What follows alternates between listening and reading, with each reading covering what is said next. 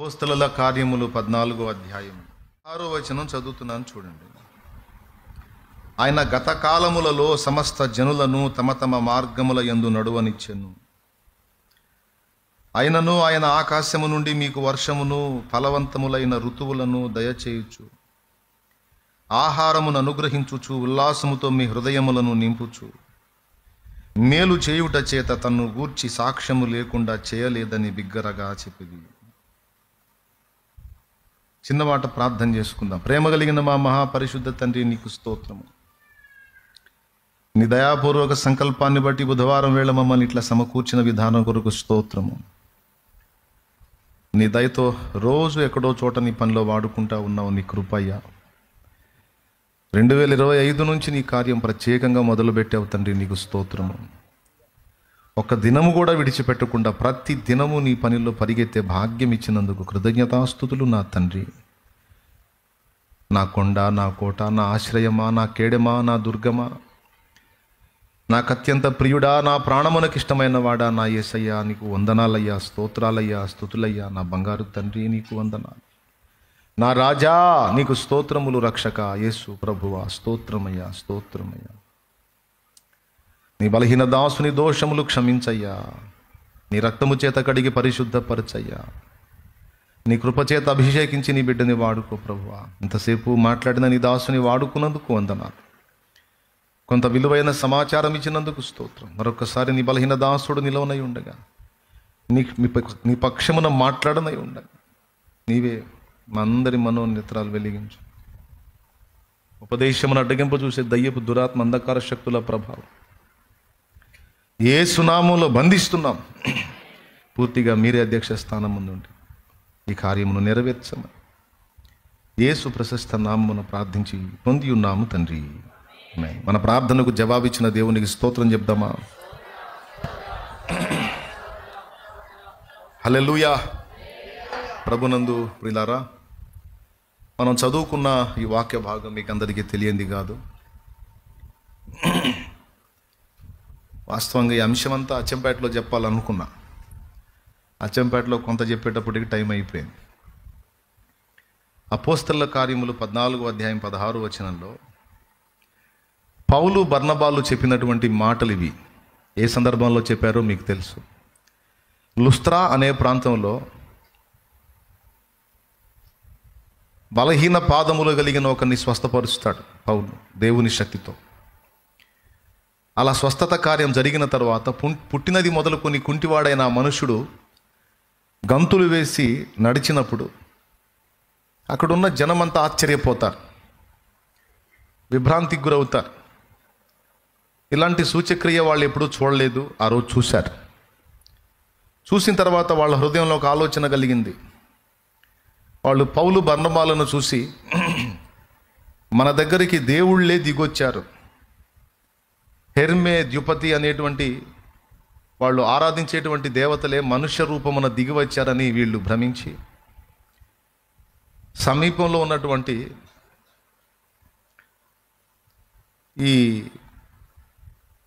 ద్యుపతి యొక్క పూజారి ఎడ్లను, పూదండలను ద్వారముల యొద్దకు తీసుకొని వచ్చి సమూహముతో కలిసి బలి అర్పించాలనుకున్నారు జరిగిన స్వస్థత కార్యం చూసి.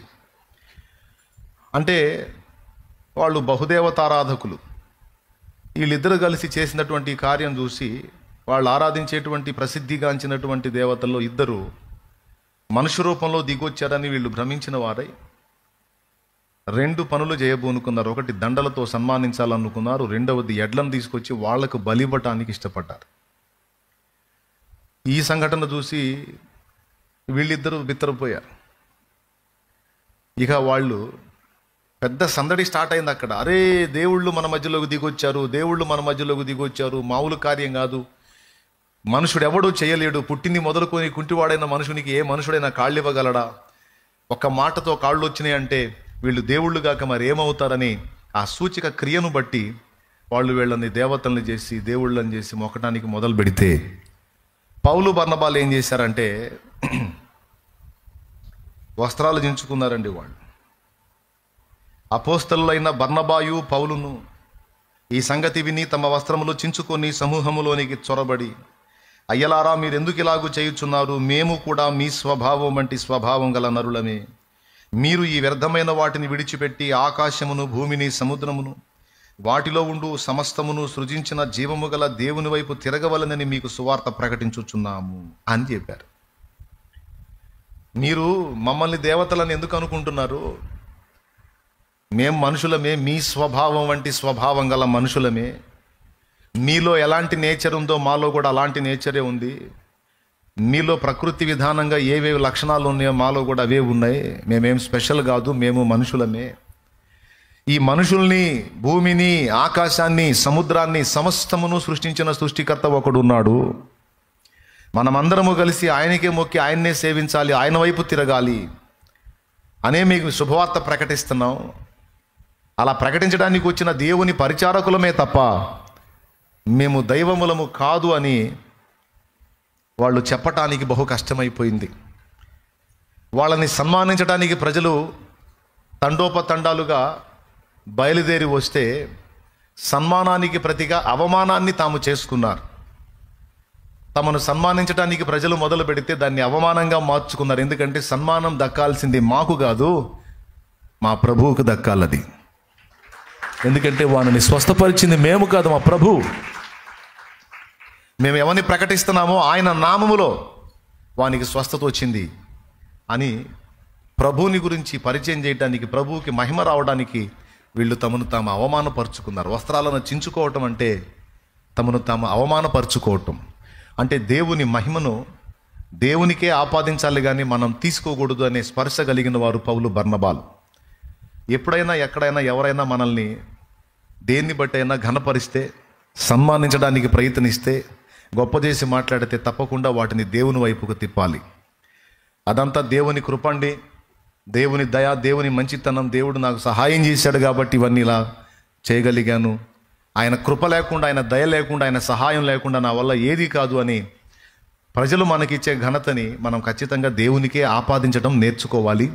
మనసులో కూడా దాన్ని స్వాగతించకూడదు. ఎందుకంటే దేవుడు హృదయాలు ఎరిగినవాడు. ఇక్కడ కూర్చున్న మీ అందరికీ చెప్తున్నా, లైవ్ ద్వారా అందుబాటులోకి వచ్చిన బిడ్డలకు వందనాలు చెప్పి చెప్తున్నాను. మనం ప్రార్థించిన, ఎవరికైనా కార్యం జరిగినా, మనం ఏదన్నా చేయి జాపి ఎవరికైనా హెల్ప్ చేసినా, ఎవరి ఎడలన్నా ప్రేమ చూపినా, వారు తిరిగి మనల్ని ఘనపరచడానికి మొదలుపెట్టినప్పుడు ఎట్టి పరిస్థితుల్లో ఆ ఘనతని మనం స్వీకరించకూడదు. మనసులో కూడా దానికి స్థానం ఇవ్వకూడదు. ఇదంతా నా దేవుని కృప, నా దేవుని దయ, నా దేవుని దానం, ఆయన కృపతో నన్ను వాడుకున్నాడు, ఎవరికంటే నేను ఎక్కువ కాదు అనే స్పృహ మనం ఎప్పుడూ కలిగి ఉండాలి. ఆ మహిమంతటిని కూడా దేవునికి ఆపాదించటం ద్వారా మనం బ్రతికిపోతాం, ధన్యులమవుతాం, కృతజ్ఞత కలిగిన వారం అవుతాం, గొప్ప కీడు నుంచి తప్పించుకుంటాం. సౌలు యుద్ధాలు గెలిచినప్పుడు ప్రజలు సౌలు గురించి స్తుతులు పాడారు. సౌలు గురించి స్తుతులు పాడినప్పుడు సౌలు ఆ స్తుతుల్ని స్వీకరించాడు. తర్వాత అదే అతని నాశనానికి కారణమైంది.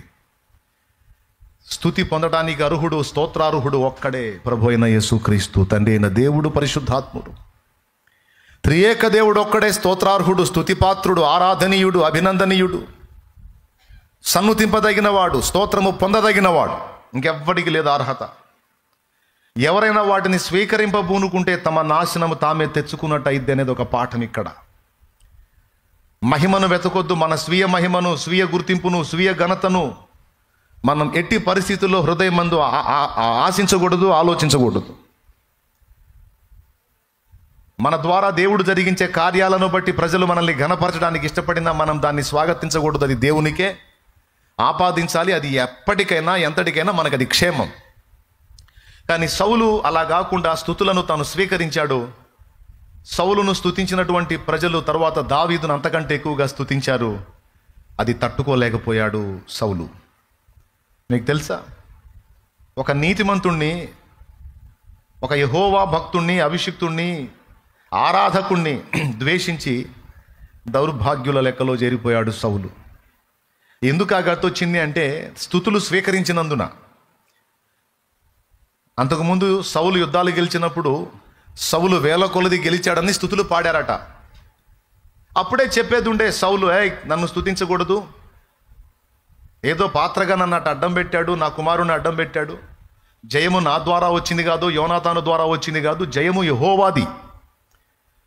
యుద్ధమందు మాకు జయమిచ్చినవాడు యెహోవా కాబట్టి మీ స్తుతులన్నీ ఆయనకు పాడండి అని ప్రజలకు అలవాటు చేస్తే ప్రజలు ఎప్పుడు దేవుడినే స్తుతించేవాళ్ళు. సౌలు గెలిచినప్పుడు దేవుడినే స్తుతించేవాళ్ళు, దావీదు గెలిచినా కూడా దేవుడినే స్తుతించి పాడేవాళ్ళు. కానీ ఆయన పొగుడుతూ ఉన్నప్పుడు ఆనందంగా స్వీకరించాడు. తర్వాత ఆ అలవాటు పడిన ప్రజలు ఆయన కంటే ఎక్కువగా దావీదును పొగిడారు. అది చూసి తట్టుకోలేకపోయాడు, అసూయ చెందాడు. దావీదుకు చేస్తానన్న వాగ్దానం చేయలేదు, నెరవేర్చలేదు.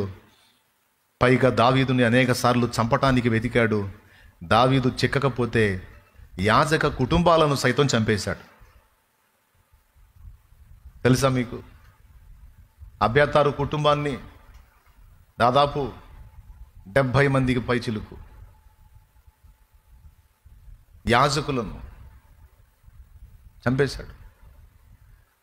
చివరికి తన ఈట మీద తనే పడి, తన కత్తితో తనే పొడుచుకొని చావాల్సిన గతి సౌలుకు పట్టింది. ఎందుకంటే దేవుని మహిమను తను కోరినందున, దేవునికి దక్కాల్సినటువంటి మహిమను దక్కనీయకుండా తను స్వీకరించడానికి పూనుకున్నందున తన నాశనము తనకే వచ్చింది. ఇదొక్కటే కాదు, క్రొత్త నిబంధనలో కూడా హేరోదు రాజవస్త్రములు ధరించిన వాడై కొన్ని మాటలు పలికాడట. ఆ పలికిన మాటలు ప్రజలు విని, ఆహా ఇది దైవస్వరమే కానీ మానవ స్వరము కాదు అన్నప్పుడు వాడేం చేయాలి? నా నోట నుండి పలికించిన దేవునికి స్తోత్రాలు అని దేవుని మహిమపరచాలి, ప్రజల ఘనతంతా దేవుని వైపు తిప్పాలి. కానీ వాడేం చేశాడు? దేవుని మహిమపరచలేదట. దేవుని మహిమపరచనందున హేరోదు పురుగులు పడి చచ్చెను. ఎంత డేంజరో చూడండి. దేవుని మహిమపరచనందున హేరోదుకి ఏ గతి పట్టిందంటే పురుగులు పడి చచ్చాడని ఉంది. ఇది సందర్భంలో వచ్చింది కాబట్టి చెప్తున్నాను. ఆత్మీయ బిడ్డలు మీరందరూ ఉన్నారు. ఏ రూపేణైనా మనం ప్రజల ద్వారా ప్రశంస పొందుతున్నప్పుడు గుర్తుపెట్టుకో, ప్రశంసకు పాత్రుడవు నువ్వు, నేను కాదు. ప్రశంసకు పాత్రుడు నా ప్రభు, మన ప్రభు అయిన యేసుక్రీస్తు ఒక్కడే. ఎంత స్తుతించినా తట్టుకొని నిలబడగలిగిన వాడు ఆ ఒక్కడే, మన వల్ల కాదు. ప్రజలు మనల్ని పొగిడారంటే పోయి బురదగుంటలో పడతాం, మన నాశనం మనమే తెచ్చుకుంటాం. అందుకే ఎప్పుడు ప్రజల పొగడతను ఆశించొద్దు, పొగిడినందున ఉప్పొంగొద్దు, విమర్శించినందున కృంగొద్దు. విమర్శను కూడా మీరు తీసుకోవద్దు, అది కృంగగొట్టడానికి సాతాను కుట్ర. మనల్ని కృంగదీయటానికి కొన్ని విమర్శలు మనకు వచ్చేటట్టు చేస్తాడు, అది సాతాను కుట్ర. కృంగదీయటానికి, మన గుండెను గాయపరచడానికి, దాన్ని లక్ష్య పెట్టొద్దు. జాన్ హైడ్ అనే దైవజనుడు అన్నాడు, దూషణ భూషణలన్నీ నా ప్రభువుకే చెందును. అర్థమైందా? విమర్శ అయినా ఘనత అయినా రెండు నా ప్రభువుకే చెందాలి. దూషణైనా భూషణైనా, భూషణము అంటే అలంకారం, ఘనత అయినా నా ప్రభువుకే, నా దూషణైనా నా ప్రభువుకే అన్నాడు. నేనైతే ఇంకొక దారుణమైన మాట అంటాను, ఏంటంటే దూషణకు మనం తగిన వారం కానీ భూషణకు మన ప్రభువే తగినవాడు. దూషణకు మనం తగిన వాళ్ళమే, ఎందుకంటే మనం మంచి వారము కాము. ఏదో ఆయన కృపను బట్టి, ఆయన నీతి మనకు నీతి అయి ఉన్నందున, ఆయన మనకు నీతి అయి ఉన్నందున మనం ఆమోదించబడ్డాం, కానీ మనం ఏమాత్రం మంచివారం కాము. కనుక దూషణకు మనం పాత్రులమే, కానీ భూషణకు మాత్రం మన ప్రభు పాత్రుడు. ఇది లైఫ్ లాంగ్ గుర్తుపెట్టుకోండి. ఇప్పుడు ఒకవేళ నీకు పొగడతలు రాకపోవచ్చు ప్రజల దగ్గర నుంచి, భవిష్యత్తులో ప్రజలు నిన్ను పొగిడే స్థాయిలోకి దేవుడు నిన్ను తీసుకెళ్ళొచ్చు, గణపరిచే మెట్లోకి దేవుడు నిన్ను తీసుకెళ్ళొచ్చు. ఆనాడైనా నీకు ఇది ఉపయోగపడుద్దని ఇప్పుడే దేవుడు మాట్లాడుతున్నాడు. ఏ రూపేణా అయినా సరే నీకు ప్రజల నుంచి ప్రశంస వస్తే దాన్ని నువ్వు తీసుకోవద్దు, దేవుడికే అప్పచెప్పు. మనసులో కూడా దాన్ని బట్టి సంతోషించొద్దు. ఒకవేళ ప్రజలు ఎవరైనా నిన్ను అలా గణపరిస్తే కన్నీళ్లతో దేవుని వైపు చూసి, ఇది నీ కృప కదా ప్రభు అని దేవుని మహిమపరచు. ఇది నీ దయ కదా ప్రభు. వాళ్ళ హృదయంలో అంతా గౌరవ స్థానం దొరికింది అంటే ఇది నీ కృప కదా, నా దగ్గర ఏ మంచి ఉంది తండ్రి, ఏ నీతి ఉంది, ఇది నీ దయాదానం అని ప్రజలతో చెప్పొచ్చు, ప్రభుతో కూడా కన్నీళ్లతో చెప్పొచ్చు. దేవుడు సంతోషిస్తాడు. ఆయన మనసు ఏంటంటే మనం ఏ కొంచెం మంచిగా ప్రవర్తించినా మనల్ని ఘనపరచాలని ఇష్టపడతాడు. ఆ పిచ్చి మహారాజు మనసు అది, మనల్ని ఘనపరుస్తాడు. ఆ ఘనతని కూడా మనం దేవుని వైపు తిప్పాలి అనేది మర్చిపోవద్దు. సరే, తర్వాత పాయింట్ చూద్దాం. కిందికి మనం చదివితే వాళ్ళు ఒక మాట అన్నారు. ఆ మాటని మీకు ఇందాక చదివి వినిపించినది 16. ఆయన గత కాలములలో సమస్త జనులను తమ తమ మార్గముల యందు నడువనిచ్చెను. అయినను ఆయన ఆకాశము నుండి మీకు వర్షమును ఫలవంతములైన ఋతువులను దయచేయుచు, ఆహారమును అనుగ్రహించుచు, ఉల్లాసముతో మీ హృదయములను నింపుచు, మేలు చేయుట చేత తనను గూర్చి సాక్ష్యము లేకుండా చేయలేదని బిగ్గరగా చెప్పారు. ఇది చాలా విలువైన విషయము. ఇది అటు అన్యులకి ఇటు క్రైస్తవులకు కూడా ఉపయోగపడేటువంటి మాట. ఒకసారి గట్టిగా స్తోత్రం చెప్పండి. గతకాలమందు ఆయన జనులను తమ తమ మార్గముల యందు నడవనిచ్చెను అన్నాడు. ఇక్కడ 17లో అయితే ఆయన ఆ అజ్ఞాన కాలములను చూచి చూడనట్టుగా ఊరుకొనెను అంటాడు. చూస్తారా? ఇక్కడేమో గతకాలమందు జనులను తమ తమ మార్గముల యందు ఆయన నడవనిచ్చాడు అన్నది. 17వ అధ్యాయం జస్ట్ ఒక పేజీ మీరు తిప్పితే అపోస్తలుల కార్యములు 17వ అధ్యాయము ఒకసారి 30వ వచనం చూడండి. ఆ అజ్ఞాన కాలమును దేవుడు చూచి చూడనట్టుగా ఉండెను. ఏది? మీరు నిర్జీవమైన వాటికి మ్రొక్కుతూ బంగారము వెండి రాయి అనే వాటిని దేవత్వం పోలిందని తలంచినందున అది ఆ అజ్ఞాన కాలం. అప్పుడు దేవుడు చూచి చూడనట్టుగా ఉన్నాడు. ఇప్పుడైతే అంతటను అందరూ మారు మనసు పొందవలెనని మనుషులకు ఆజ్ఞాపించుచున్నాడు. దేవునికి స్తోత్రం. హల్లెలూయా. బాగా వినండి, కొన్ని మంచి సంగతులు మనం ధ్యానించుకుందాం. మనం ఈ మాటని చదివి అన్యజనుల్లో సువార్త చెప్పొచ్చు. ఇదే వచనం చదివి అన్యజనులకు సువార్త చెప్పే ఈ వచనాన్ని మరి సంఘానికి ఎలా ఆపాదించుదాం? సంఘానికి అంటే రక్షణ పొందిన సంఘానికి ఈ మాట ఎలా వర్తిస్తుంది అంటే అది కూడా చెప్తా. రక్షణలోనికి వచ్చిన మనము కూడా ఇప్పుడు అన్యజనులు ఉన్నారు, వాళ్ళ అజ్ఞాన కాలంలో ఉన్నప్పుడు వాళ్ళు తెలిసి తెలియని మార్గాల్లో వాళ్ళకి ఇష్టమైన సొంత మార్గాల్లో నడిచారు. అది మీరు నడిచారు, నేను నడిచాను. గతకాలమందు ఆయన మనుషులను తమ తమ మార్గాల్లో నడవనిచ్చాడు. అయినా అందరికీ హెల్ప్ చేస్తానే ఉన్నాడు. వర్షాన్ని ఇచ్చాడు, ఫలవంతమైన ఋతువులను ఇచ్చాడు, ఆహారం ఇచ్చాడు. మేలు చేయుట చేత తన్ను గూర్చిన సాక్ష్యము లేకుండా చేయలేదు. మనకు జరగాల్సినవన్నీ జరిగిస్తానే ఉన్నాడు అని ఇప్పుడైతే మనము మారు మనసు పొంది ఆయన వైపు తిరగాలని దేవుడు ఆశిస్తున్నాడు అనేది ఈ వచనానికి కంటిన్యూషనే 17వ అధ్యాయము 30వ వచనం. ఏది? ఇప్పుడు చదివిన అపోస్తల కార్యం 14-16కి కంటిన్యూషన్ 17-30. ఇక్కడ ఏమన్నాడు? నడవనిచ్చాడు అన్నాడు. అక్కడేమన్నాడు? చూచి చూడనట్టుగా ఊరుకున్నాడు. వారికి ఊరుకుంటాడా?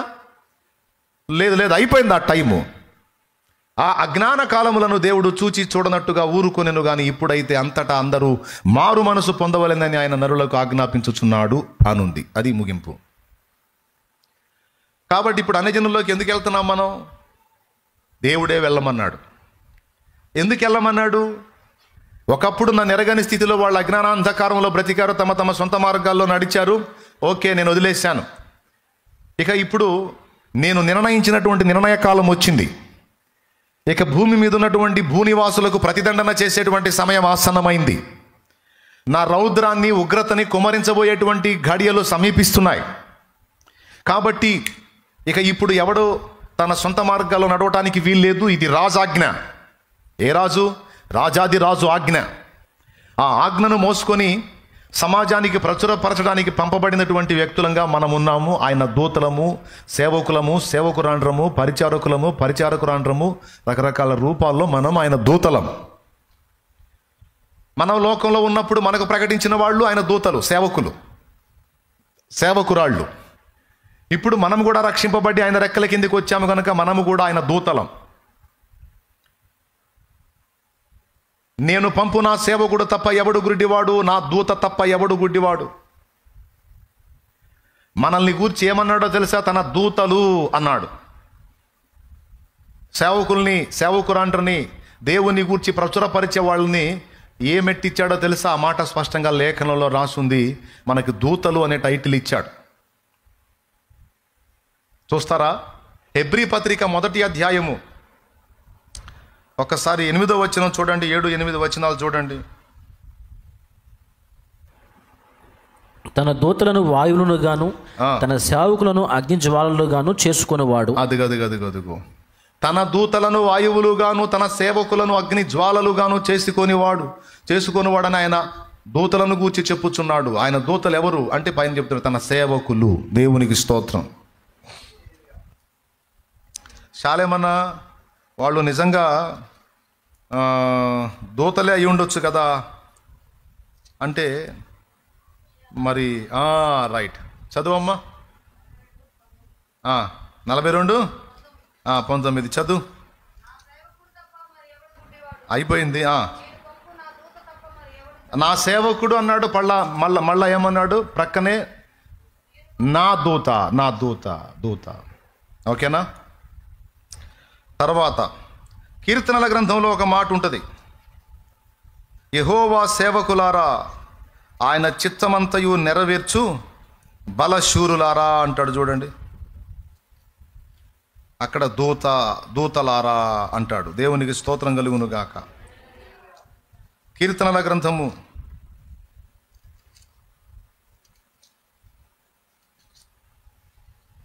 చూడండి, 103వ కీర్తన 19వ వచనం నుంచి కిందికి చదువు. 103:19. యెహోవా ఆకాశమందు తన సింహాసనమును స్థిరపరచి ఉన్నాడు, ఆయన అన్నిటి మీద రాజ్య పరిపాలన చేయుచున్నాడు. 20వ వచనం, యెహోవా దూతలారా ఆయన ఆజ్ఞకు లోబడి ఆయన వాక్యము నెరవేర్చు బలశూరులారా ఆయనను సన్నుతించుడి. యెహోవా సైన్యములారా ఆయన చిత్తము నెరవేర్చు ఆయన పరిచారకులారా మీరందరూ ఆయనను సన్నుతించుడి. యెహోవా దూతలు ఆల్రెడీ దేవుణ్ణి సన్నుతిస్తున్నారు. దావీదు ఆయన వాళ్ళకి చెప్పాల్సిన అవసరం, వాళ్ళు ఆల్రెడీ ఆ పనిలోనే ఉన్నారు. ఎవరు ఈ దూతలు? అగ్నిజ్వాలలుగా చేశాడంట, వాయువులుగా చేశాడంట. అగ్నిజ్వాలలేమో దహిస్తాయి, వాయువేమో అంతటా విసురుతుంది. ఈరోజు క్రీస్తు రక్తము చేత కడగబడిన పరిశుద్ధులందరినీ కూడా దేవుడు వాయువులుగా చేసి పడేశాడు. గాలి వీచని ప్రదేశం లేనట్టే యెహోవా వాక్కుని భూదిగంతాల్లోకి తీసుకెళ్ళడానికి దేవుడు మనల్ని ఎన్నుకున్నాడు. ఇప్పుడు ఆయన దూతలు ఎవరు భూమి మీద అంటే చెప్పండి, అందరూ నోరు తెరిచి చెప్పండి. ఎవరు ఆయన దూతలు? ఎవరు ఆయన సేవకులు? ఎవరు ఆయన వాక్యమును నెరవేర్చే బలశూరులు? ఎవరు? మనమే. ఆ టైటిల్ మనదే. స్తోత్రం చెప్పండి గట్టిగా. ఎంతమంది తమ భుజముల మీద దేవుని వాక్యమును తీసుకొని, సువార్త వాక్కును తీసుకొని బయలు వెళుతున్నారో వారందరూ కూడా దేవుని దూతలు, ఆయన చిత్తము నెరవేర్చే పరిచారకులు, ఆయన వాక్యమును మోసుకెళ్లే బలశూరులు. ఈరోజు నీవు నేను మనం ఆ దూతలుగా ఉండి సమాజంలోనికి పంపబడ్డాం. సమాజంలో ప్రకటిస్తున్నాం. ఏమని? ప్రజలారా, జీవము గల దేవుని ఆజ్ఞ, సృష్టికర్త ఆజ్ఞ ఇప్పటిదాకా రాలేదా? రాలేదు, ఇప్పుడు వచ్చింది. పంపాడు మమ్మల్ని, మేమే సాక్షులము. ప్రభు మాట్లాడుతున్నాడు. ఆయన రాబోతున్నాడు. ప్రచండమైన రౌద్రాగ్ని కుమ్మరించబడబోతుంది. ఆయన తీక్షణమైన ఉగ్రత మన మీదికి రాబోతుంది. ఇప్పటిదాకా మీరు మీ ఇష్టం వచ్చినట్టు, మీ మనసుకు తోచినట్టు మీ త్రోవలలో నడిచారు. ఇప్పుడు దైవాజ్ఞ ఏమిటంటే మీరందరూ మారు మనసు పొంది జీవము గల దేవుని తెలుసుకుని ఆయన వైపు మళ్ళుకోవాలని దైవాజ్ఞ. ఆయన పేరు కూడా చెప్తున్నాం, నజరేయుడగు యేసుక్రీస్తు. ఆయనే దేవుడు అనడానికి రుజువులు, ఆయన చేసిన త్యాగం, శిలువ యాగం, పునరుద్ధానం అన్నిటినీ గూర్చి సాక్ష్యం ఇచ్చి మనం సమాజానికి ఏమని పిలిపిస్తున్నామో తెలుసా? అన్యజనుల మధ్యలోకి వెళ్ళి యోనా, నినవే పట్టణస్థులారా, మీ పాపం పరాకాష్ఠకు చేరింది, దేవుని ఉగ్రత 40 దినముల్లో రాబోతుంది. దైవాజ్ఞ. దేవుడే నన్ను పంపాడు, దేవుడే నన్ను పంపాడు. మీరు ఎంత ఘోరమైన పాపాల్లో బతుకుతున్నారో మీకు తెలుసు. రెండవది మీ సృష్టికర్తకు తెలుసు. నినివే పట్టణస్థులారా, మీ పాపం బహు ఘోరమైంది. దానికి తీక్షణమైన దేవుని ఉగ్రత రౌద్రాగ్ని కుమ్మరించబోతున్నాడు. గుర్తుపెట్టుకోండి, ఇంకా 40 days, 40 రోజుల్లో మీ సావు మూడింది. మర్యాదగా మారు మనసు పొంది ఆయన వైపు మళ్ళుకొని పశ్చాత్తాప్తులవుతారా ధన్యులు. లేకపోతే ఆయన రౌద్రాగ్ని కుమ్మరించబడి మీరు, మీ పట్టణము నాశనం అవుతుంది. జాగ్రత్త అని మాట్లాడాడు. ఆనాడు నినివే పట్టణానికి దైవదూతగా, దైవ ప్రవక్తగా వార్నింగ్ జారీ చేసినటువంటి యోనా ఎలాగున్నాడో ఈరోజు సర్వ సమాజానికి శుభవార్తను మోసుకెళ్తున్న ఒక స్త్రీ అలాగే ఉంది, ఒక పురుషుడు అలాగే ఉన్నాడు, ఒక చిన్నైనా పెద్దయినా వృద్ధుడైనా వృద్ధురాలైనా అలాగే ఉన్నారు దూతలాగా. ఏమని మాట్లాడుతున్నారు? రాకడ సమీపమైంది, రారాజు వస్తున్నాడు, రాబోయే ముందు అందరికీ మారు మనసు పొందమని చెప్తున్నాడు.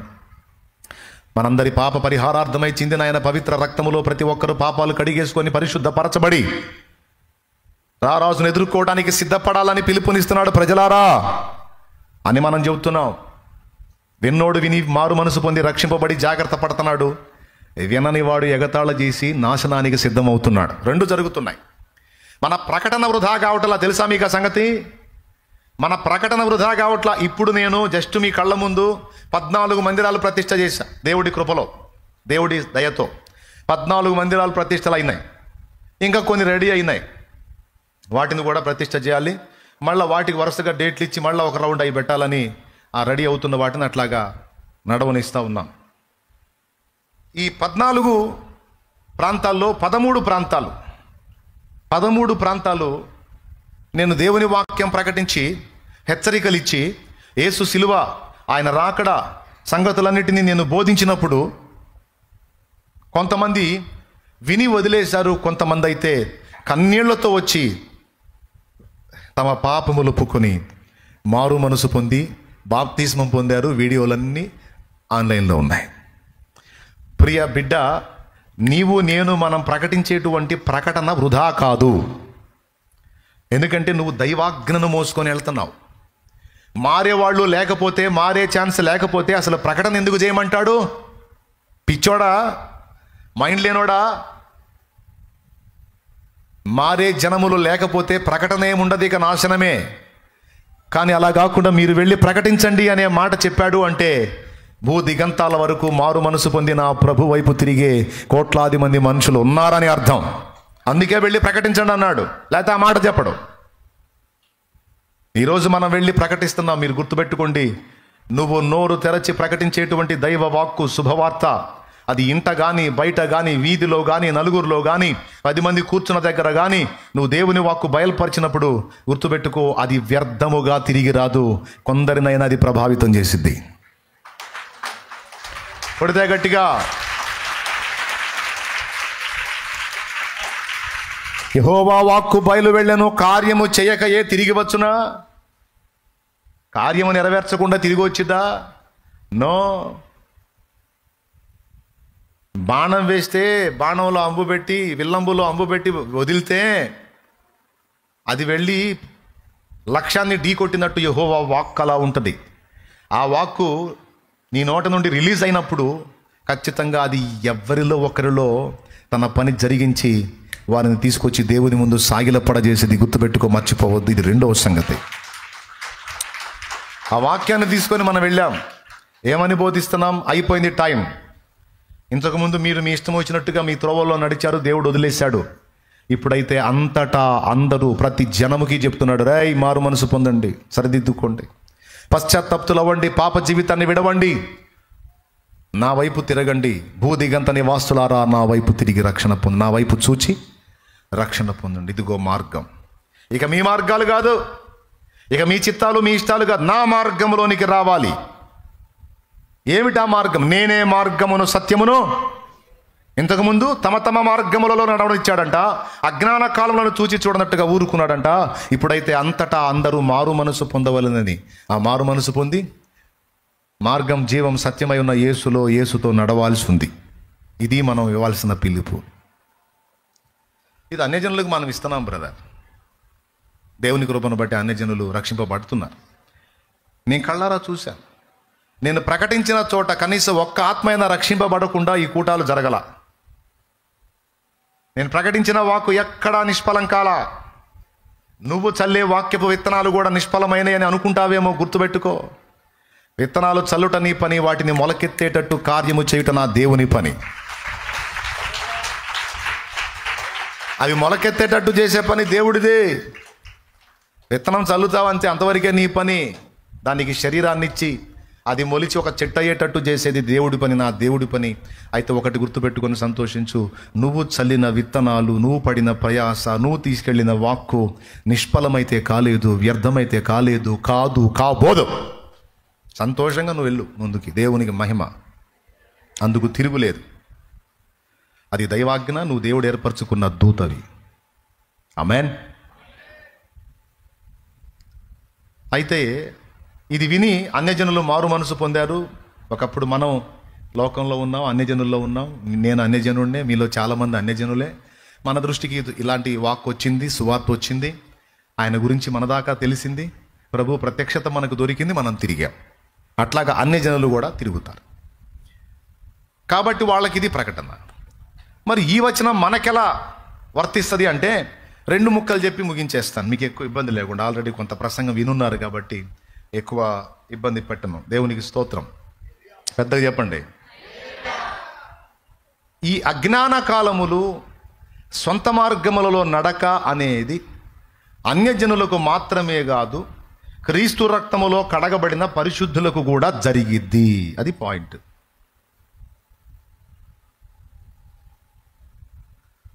మళ్ళీ ఒక్కసారి చెప్తా. తమ తమ సొంత మార్గములలో నడచుట, అజ్ఞాన కాలములో ఉండుట అనేది అన్యజనులకే కాదు, క్రీస్తు రక్తములో కడగబడిన పరిశుద్ధులకు కూడా ఒక దశలో జరిగిద్ది. ఆయన గొప్ప విషయం ఏంటంటే అన్యజనులకు వర్షమునిచ్చాడు, ఫలవంతములైన ఋతువులనిచ్చాడు, ఆహారమునిచ్చాడు, మేలు చేయుట చేత తన్ను గూర్చిన సాక్ష్యము లేకుండా చేయలేదు అని ఈ 4 ఏవైతే అక్కడ చెప్పాడో ఆ 4 క్రీస్తునందున్న మనకు కూడా చేస్తానే ఉన్నాడు. ఏ దశలో? మనం అజ్ఞానంలో ఉన్నగానే. మనం అజ్ఞానంలో ఎలా ఉంటామన్నా, మనం క్రీస్తు రక్తంలో కడగబడ్డప్పుడే మనం జ్ఞానంలోకి వచ్చాం కదా. ప్రభువే మనకు జ్ఞానము, నీతి, పరిశుద్ధత, విమోచనం అంటే ఇప్పుడు మనం జ్ఞానుల లెక్కలోకి వచ్చాం కదా. అంటే హలో, ప్రభువును బట్టి మనం నీతిమంతులం, ప్రభువును బట్టి మనం జ్ఞానవంతులం, ప్రభువును బట్టి పరిశుద్ధులం, ప్రభువును బట్టి విమోచింపబడిన వారం. ఇదంతా ప్రభువును బట్టి మనకు కలిగిన ఆధిక్యత తప్ప పర్సనల్గా మన వైపు మనం చూసుకుంటే మనం జ్ఞానములో కాదు, కొంత అజ్ఞానములోనే నడుస్తున్నట్టు మనకి ఇట్టే అర్థమైపోయింది. మనం పరిశుద్ధతలో కాదు, కొంత అపవిత్రతలోనే మనం ప్రయాణం చేస్తున్నట్టు మనకి ఇట్టే అర్థమైపోయింది.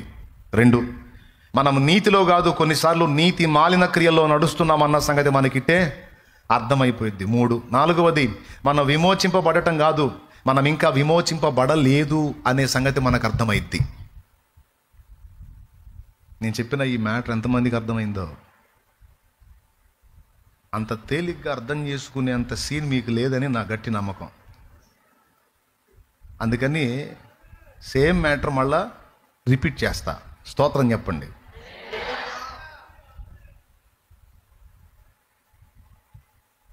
క్రీస్తు రక్తంలో కడగబడిన తరువాత మనం పరిశుద్ధులమయ్యాం, నీతిమంతులమయ్యాం, జ్ఞానవంతులమయ్యాం, విమోచింపబడ్డాం. అవునా కాదా? అవునా కాదా? అవునన్నోళ్ళు చేతులు ఎత్తండి. ఇంకా డౌట్ లేదుగా? No doubt. రైట్. నిన్ను అడుగుతున్నా, అబద్ధాలు అడగకుండా నిజం చెప్పు. నీ కళ్ళు, నోరు, సమస్తము కూడా క్రీస్తు రక్తంలో కడగబడ్డ అప్పటి నుంచి ఇప్పటిదాకా పరిశుద్ధంగానే ఉన్నాయా? మరి ఇందాకేమన్నావు? పరిశుద్ధుడయ్యానన్నావుగా. చెప్పు. అయ్యావా పరిశుద్ధుడివి? అయ్యావమ్మా పరిశుద్ధురాలివి? కుళ్ళుపోతు బుద్ధి పోయిందా? పక్కోళ్ళు డెవలప్ అవుతుంటే వ్యసనం కలగట్లా? షో చేయకుండా నిజం చెప్పండి.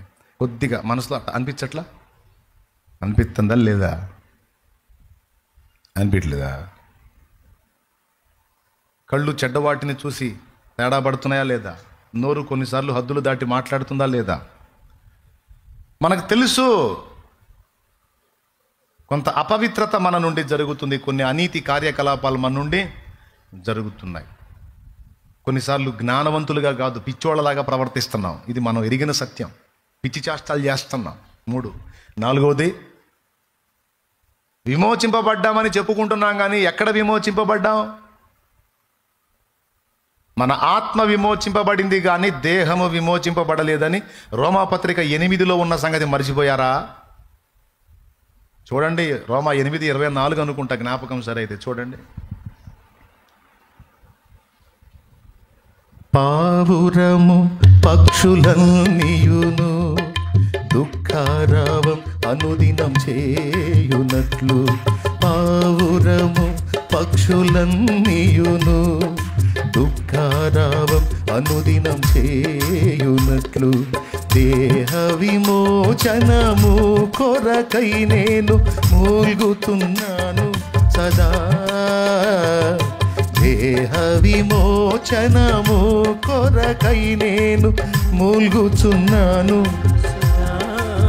ఏమండి, మీరు ఆ రిఫరెన్స్ తీసుకుంటారని నేను పాట పాడా, రిఫరెన్స్ ఆపేసి నామోహం చదువుతున్నారు మీరు. బైబిల్ చూడక్కాయ్, చూడు 20వ వచనం.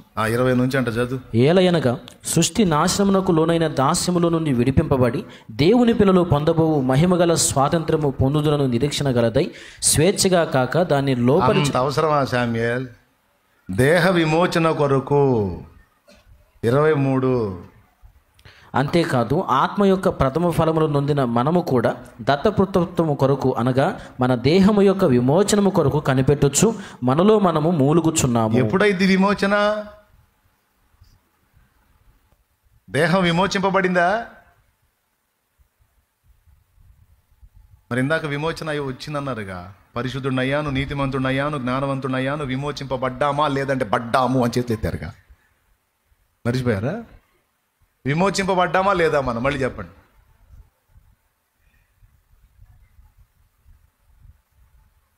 విమోచింపబడ్డామా?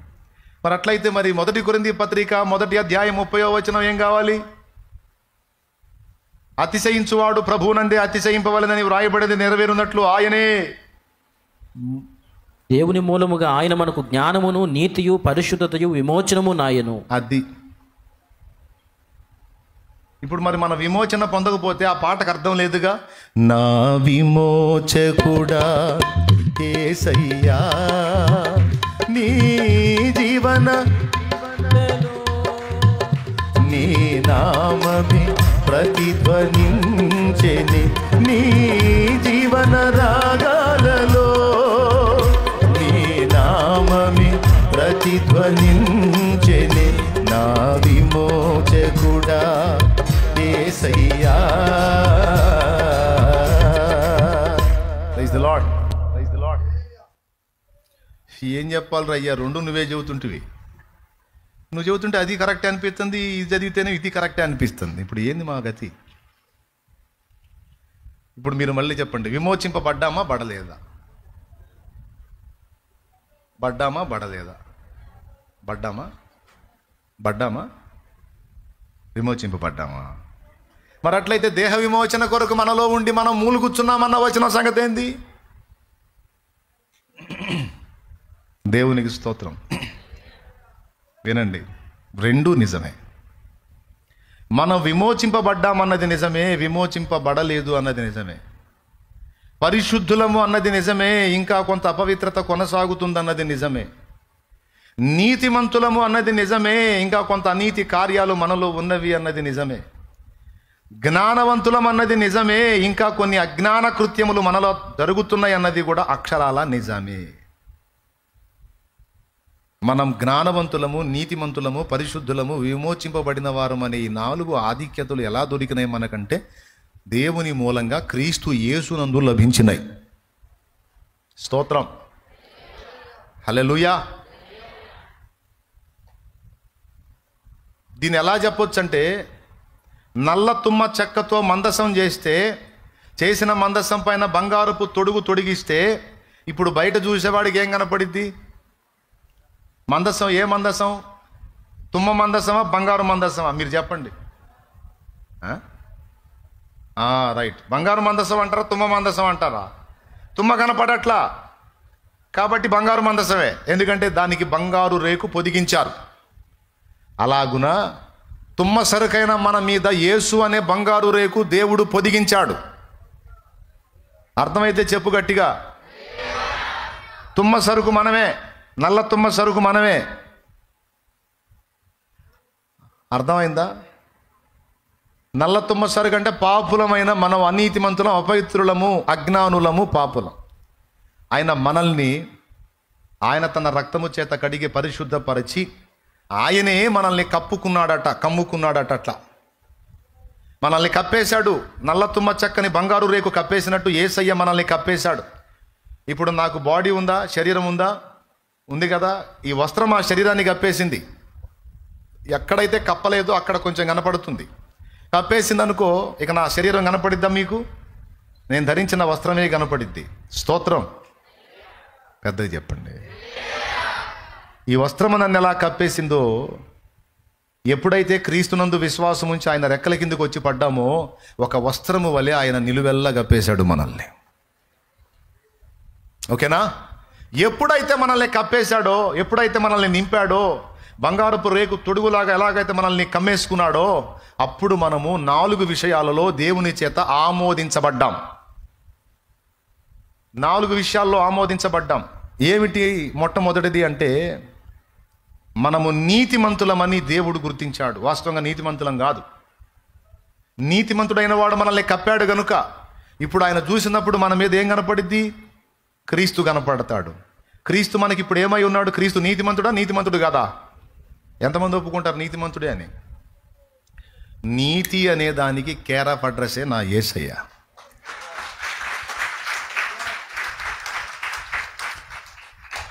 యేసయ్య పరిశుద్ధుడా కాదా? ఎంత పరిశుద్ధుడు? పరిపూర్ణ పరిశుద్ధుడు. పరిశుద్ధత అనే దానికి కేర్ ఆఫ్ అడ్రస్సే నా యేసయ్య. 2, మూడవది జ్ఞానం. యేసయ్య జ్ఞానవంతుడా కాదా? ఎంత జ్ఞానవంతుడు అంటే జ్ఞానమే ఆయన. సామెతలు 8 ఇంటికి పోయి చదువుకో, అక్కడ ఉంటుంది. జ్ఞానమే ఆయన. ఓకేనా? రైట్. 1 పరిశుద్ధుడు, 2 నీతిమంతుడు, 3 జ్ఞానవంతుడు, 4 విమోచకుడు అయిన వాడు మనల్ని కప్పినందున ఇప్పుడు తండ్రి అయిన దేవునికి ఎవరు కనపడుతున్నారు మన మీద? మనం కనపడుతున్నావా? ఎవరు కనపడుతున్నారు? ఆఖరికి నువ్వు చేసే ప్రార్థనలో కూడా ఎవరిని అడ్డం పెడుతున్నావో తెలుసా? దేవుని ముందుకు రావడానికి యేసయ్యను కప్పుకున్నందున నీకు అవకాశం దక్కింది. నీ ప్రార్థన తండ్రి అయిన దేవుడి విని జవాబు ఇవ్వడానికి కూడా యేసే నీకు నాకు దిక్కు. నీకు దమ్ముంటే నువ్వు ప్రార్థన చేసి నీ నామంలో అడుగు. నీకు దమ్ముంటే నువ్వు ప్రార్థన చేసి నీ నామంలో అడుగు. నేను నా నామంలో అడుగుతా, వింటాడేమో చూద్దాం. ఎంత పెద్ద ప్రార్థన అయినా, ఎంత రిస్క్ అంశమైనా సరే చేసి యేసునామములో అడుగుచున్నాను తండ్రి అంటేనే అక్కడ ఆమేన్ అంటాడు. ఆ యేసునామాన్ని కానీ నువ్వు ఉపయోగించకపోతే నీ ప్రార్థన బుస్సు. ఆఖరికి దయ్యము కూడా ఆయన నామములోనే లోబడిద్ది. అది మన గొప్ప కాదు. అందుకే అక్రమము చేయు వారలారా నేను అసలు మిమ్మల్ని ఎప్పుడు ఎరగనుపోండి అన్నాడు. వీళ్ళు వాళ్ళే చెప్పారు, నీ నామమున దయ్యములను వెళ్ళగొట్టలేదా అంటే నా నామాన్ని బట్టి జరిగిన కార్యం అది, మీ గొప్ప కాదు. కానీ అది మీదనుకొని విర్రవీగారు అక్రమం చేసేవాళ్ళు అరపండి అన్నాడు. దయ్యం వెళ్ళాలంటే ఏ నామం? ఏయ్ షాలేమ నామం ఆజ్ఞాపిస్తున్నాను పోవే అంటే 4 బీగిది దయ్యం. ఏమ్మా నీ పేరేంద్ర బుడ్డి? శ్రావ్య నామం ఆజ్ఞాపిస్తున్నాను పో దయ్యం అంటే లాగి పీకిద్ది ఒకటి శ్రావ్యాన్ని. ఎందుకు? శ్రావ్య నామానికి అధికారము, ఆ హక్కు లేదు. కానీ యేసునామంలో ఆజ్ఞాపించు శ్రావ్య, అది పోయిద్ది. ఎందుకంటే నువ్వు ఉపయోగించిన నామానికి ఉన్న శక్తి అది, ఆ నామానికి ఉన్న అధికారం అది, పవర్ అది, పవర్ అది, పవర్ అది. ఏందనుకున్నాం మరి ఆ నామం అంటే? అన్ని నామముల కన్న పై నామము యేసుని నామము, ఎన్ని తరములకైన కొనియాడతగినది క్రీస్తేసు నామము. యేసునామము జయం జయము, సాతాను శక్తుల్ లయం లయము. యేసునామము జయం జయము, సాతాను శక్తుల్ లయం లయము. హల్లెలూయా హోసన్నా హల్లెలూయా, హల్లెలూయా ఆమేన్ ఆమేన్. హల్లెలూయా హోసన్నా హల్లెలూయా, హల్లెలూయా ఆమేన్. అన్ని నామముల కన్న పై నామము యేసుని నామము. రోగమును గద్దించు, రోగమును గద్దించు. యేసు నామములో పోయిద్ది అది. ఆ నామమునకు ఆ శక్తి ఉంది. దయ్యమును గద్దించు పోయిద్ది, ఆ నామానికి ఆ శక్తి ఉంది. ఆ నామమునకు ఆ శక్తి ఉందని నీవు పరిపూర్ణ విశ్వాసము గలదానవై గలవాడవై నువ్వు కానీ గద్దించినట్లయితే ఖచ్చితంగా పోతుంది. నీ పరిస్థితులను శాసించు ఆ నామములో, పరిస్థితులు మారిపోతాయి. ఆ నామానికి ఆ శక్తి ఉంది, అధికారం ఉంది. ప్రకృతిని గద్దించు, ఆ నామంలో ప్రకృతి కూడా కంట్రోల్ అయిపోతుంది. ఆ నామానికి ప్రకృతిని కూడా శాసించే శక్తి ఉంది. కాకపోతే మనకు ఆ నామందలి తగినంత విశ్వాసం ఉండదు, అది మన అజ్ఞానం. కానీ అన్నిటికీ సమాధానం యేసునామం. అందుకే భక్తులు ఆయన నామమును అంత ఘనపరిచారు. యేసయ్య నామాన్ని ఎంతమంది ఎన్ని రకాలుగా పాడారో తెలుసా?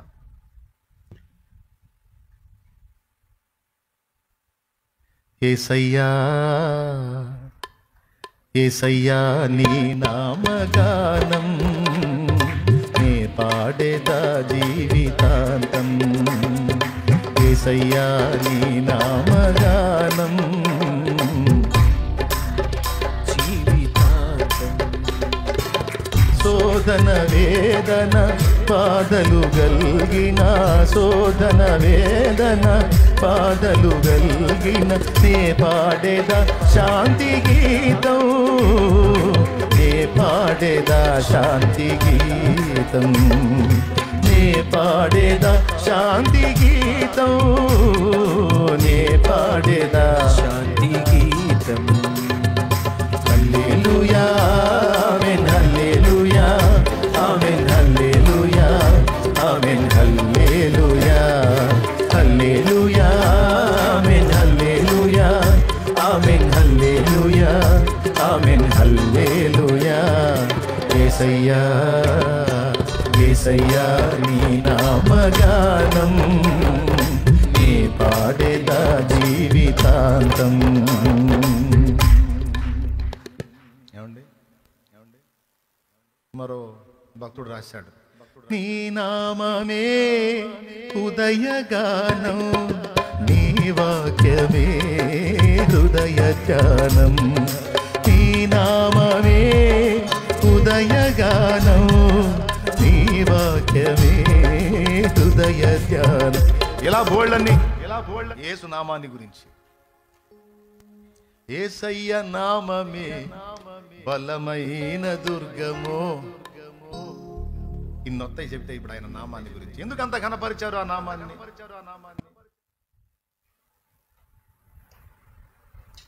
అంటే ఆ నామము అధికారం పొందిన నామం, శక్తి పొందిన నామం, దేవుడే హెచ్చించిన నామం.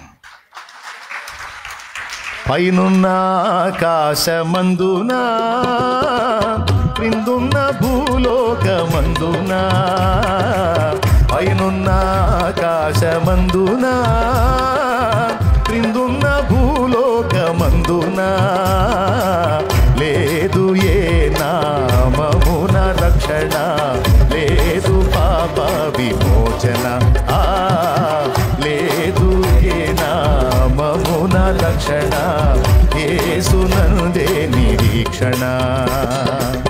పైనున్న ఆకాశమందున కిందున్న భూలోకమందున లేదు ఏ నామమున రక్షణ, యేసునందే విమోచన, లేదు ఏ నామమున యేసునందే విమోచన. ఏ నామము పట్టుకున్నా లేదురా బాబు అవకాశం. ఏదో పొగుడుకుంటున్నావు, నీ నామం గొప్పది, నీ నామం అంత, నీ నామం ఇంత అని నామాన్ని పొగుడుతున్నావు. కానీ అన్ని నామముల కంటే అధికారం పొందిన నామం, పైనామం యేసు నామం ఒక్కటే. కొంతమంది పరవశించి పాడారు యేసయ్య నామాన్ని గురించి. ఎందుకంటే ప్రార్థనకు జవాబు ఆ నామంలోనే ఉంది, ఆత్మకు రక్షణ ఆ నామంలోనే ఉంది, రోగికి స్వస్థత ఆ నామంలోనే ఉంది, దయ్యముల నుండి విడుదల ఆ నామంలోనే ఉంది, మంత్రశక్తులపై జయము ఆ నామంలోనే ఉంది, దుష్టశక్తులపై జయము ఆ నామంలోనే ఉంది, ప్రతికూల పరిస్థితులపై జయము ఆ నామంలోనే ఉంది, ప్రకృతిని శాసించే ప్రభావం కూడా ఆ నామంలో ఉంది. వీటన్నిటికంటే ఉత్తమంగా దేవుని చేత మనం ఆమోదించబడుట కూడా ఆ నామములోనే ఉంది. ఇక ఎవడు అతిశయపడటానికి లేదు. ప్రతి ఒక్కడికి యేసునామమే దిక్కు.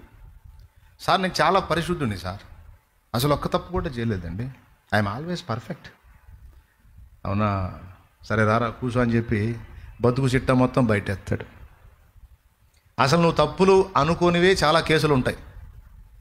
దేవుని లిస్టులోనేం పెద్ద తప్పులయ్యి నువ్వేమో అసలు తప్పులే కాదు సార్ అయ్యి అనుకుంటా పెద్ద గొప్ప అయితే వస్తుంది.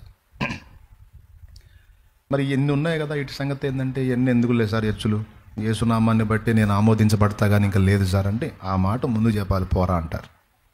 స్తోత్రం. అర్థమైందా? ఏ నామం? యేసునామం.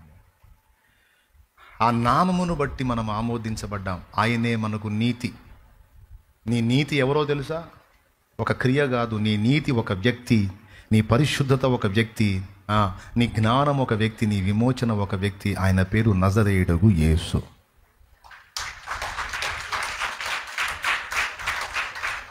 ఇప్పుడు నేను చెప్తా, యేసును పక్కన పెట్టి చెప్పు, నువ్వు నీతిమంతుడివా నీతిమంతురాలు కాదా, నీతిమంతుడివి నీతిమంతురాలు అవునా కాదా? యేసును పక్కన పెట్టి చెప్పు, యేసులో చెప్పు, గట్టిగా చెప్పు. అది నిన్ను తండ్రి అయిన దేవుడు నీతిమంతుల గ్రంథంలో రాశాడు నీ పేరు. తెలుసా నీకు ఆ సంగతి? నీతిమంతుల గ్రంథంలో రాశాడు సోదరి, పరిశుద్ధుల గుంపులో రాశాడు. నువ్వు ఒప్పుకున్నా ఒప్పుకోకపోయినా నిజం. నీకు తెలుసు నువ్వెంత పాపివో, నువ్వెంత బలహీనురాలువో, ఎంత బలహీనుడివో నీకు తెలుసు. కానీ నీ పేరు గ్రంథంలో ఎక్కడుందో తెలుసా? పరిశుద్ధుల పేర్లలో ఉంది నీ పేరు. మన ఎగ్జామ్ రాసినప్పుడు రిజల్ట్ వచ్చినప్పుడు మన నంబర్లు దేవులాడుకుంటాం కదా, పోయి నంబర్ ఉంటే పాసా ఫెయిలా, నంబర్ ఉంటే, లేకపోతే బుస్. అవునా? అట్లాగే రేపు గ్రంథములో దాఖలవుతుంది మన పేరు. ఏ గ్రంథంలో? పరిశుద్ధుల గ్రంథములో, నీతిమంతుల గ్రంథములో, దేవుని సముఖ జీవ కవిలలో. దేవుని సముఖ జీవ కవిలలో, దేవుని సముఖ జీవ కవిలలో నీ పేరున్నది, నీ పేరున్నది. దేవుని సముఖ జీవ కవిలలో, దేవుని సముఖ జీవ కవిలలో నీ పేరున్నది, నీ పేరున్నది. Don't worry, don't worry. ఒక్కోసారి అన్యులు తలుచుకుంటే నాకు అదే ఏడుపు వచ్చింది. ఎగ్జామ్ రాసిన పిల్లలు రిజల్ట్ వచ్చినప్పుడు గుండె ఎట్టగొట్టుకుంటుంది. ఆ రిజల్ట్ ఇచ్చిన బోర్డు దగ్గరికి పోయేటప్పుడు ఎట్టగొట్టుకుంటుంది. ఏమండి, నేను కూడా ఎగ్జామ్ రాశా, పోయి నంబర్లు చూస్తే అందరిది నాది లేదు. నాకంటే పరమ దరిద్రంగా రాసినోడిది కూడా నంబర్ ఉంది, నాది లేదు. బాడీ అంతా షవరింగు, ఇంటికి పోతే కోటింగు. ఇప్పుడు ఏం చేయాలా? అప్పుడు దీలా నన్ను ఎవడు షూటింగు భలే ఉండేది. దేవునికి స్తోత్రం. ఆ కాసేపు ఎలా ఉందట ఆ సన్నివేశం ఒకసారి ఊహించుకుంటే, ఆ బోర్డులో మన నేమ్ లేకపోతే ఎలా ఉంటుంది?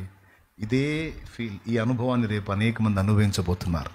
మనకైతే భయం లేదు, ఎందుకంటే యేసు రక్తము కిందికి మనం వచ్చాము గనుక, యేసు నామం కిందికి మనం వచ్చాము, బలమైన దుర్గములోకి మనం పరిగెత్తాము గనుక మన పేరు అక్కడ పరిశుద్ధుల గ్రంథములో, జ్ఞానవంతుల గ్రంథములో, నీతిమంతుల గ్రంథములో, విమోచింపబడిన వారి గ్రంథములో మన పేరు వచ్చింది.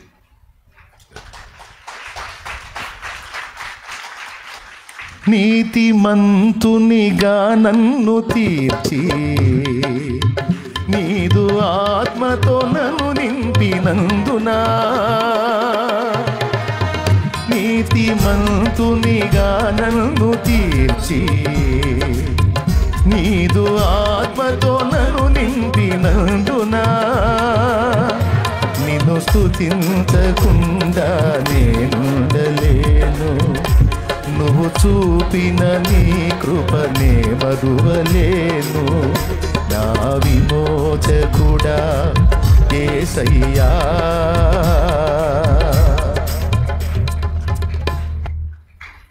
ఇంకా ధన్యత ఏంటంటే, నీతిమంతులు, పరిశుద్ధులు, విమోచింపబడిన వారు జ్ఞానవంతుల లిస్టులోనే కాదు, కొంతమంది పేరు ఇంకా ఆధిక్యతతో పరిచారకుల లిస్టులోకి వచ్చింది. విమోచింపబడటమే కాదు, పరిచర్య చేశారు వీళ్ళు అని పరిచారకుల లిస్టులో వచ్చింది, సువార్థికుల లిస్టులో వచ్చింది, ప్రార్థనా సేవ చేసిన వాళ్ళ లిస్టులో కొన్ని పేర్లు వస్తాయి. సేవకుల లిస్టులో వచ్చేది కొన్ని పేర్లు. అవన్నీ ఇక స్పెషల్. మళ్ళీ అవి 2 బోర్డులు. ఒక బోర్డు ఏమో విమోచింపబడిన వారి బోర్డు, రెండవదేమో దేవునితో కలిసి జత పని చేసిన వారి బోర్డు. అమ్మోయ్ స్తోత్రం, హల్లెలూయా, యేసు రక్తమే జయం. సేవ చేసిన వాళ్ళ పేర్లు విమోచింపబడిన గుంపులో ఉంటాయి. అంతేకాదు, విమోచింపబడి ఒట్టిగా లేరు, నా పని చేశారు, నా కోసం ఫలించారు, నాతో జత పని చేసిన నా పిల్లలు అని మీరు చేసిన సేవను బట్టి, నేను చేసిన సేవను బట్టి మన పేర్లు ఇంకా స్పెషల్గా రాయబడతాయి. కొంతమందివి విమోచింపబడిన గుంపులో పేర్లు ఉంటాయి కానీ సేవకుల గుంపులో ఉండవు. ఎందుకంటే చేసేతే కాదు, చర్చికి రావటమే అన్యాయం. చర్చికి రావటమే అంతంత మాత్రం అయితే ఏం చేశారని చేసిన వాళ్ళందరూ దేవుని పని, అది ప్రార్థనా సేవ కానీ, సువార్త సేవ కానీ, ఆత్మల రక్షణ కొరకు పడిన ప్రయాస కానీ, మందిరములో పరిచర్య కానీ, ఏదో ఒక విధంగా కాపరిగా చేసిన సేవ కానీ, ఏదో ఒక విధంగా దైవ సేవ చేస్తే నీ పేరు సేవకుల గుంపులో రాస్తాడు.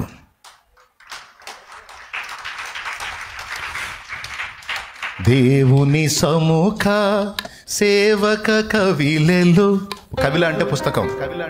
దేవుని సముఖ సేవక కవిలెలు నీ పేరున్నదా,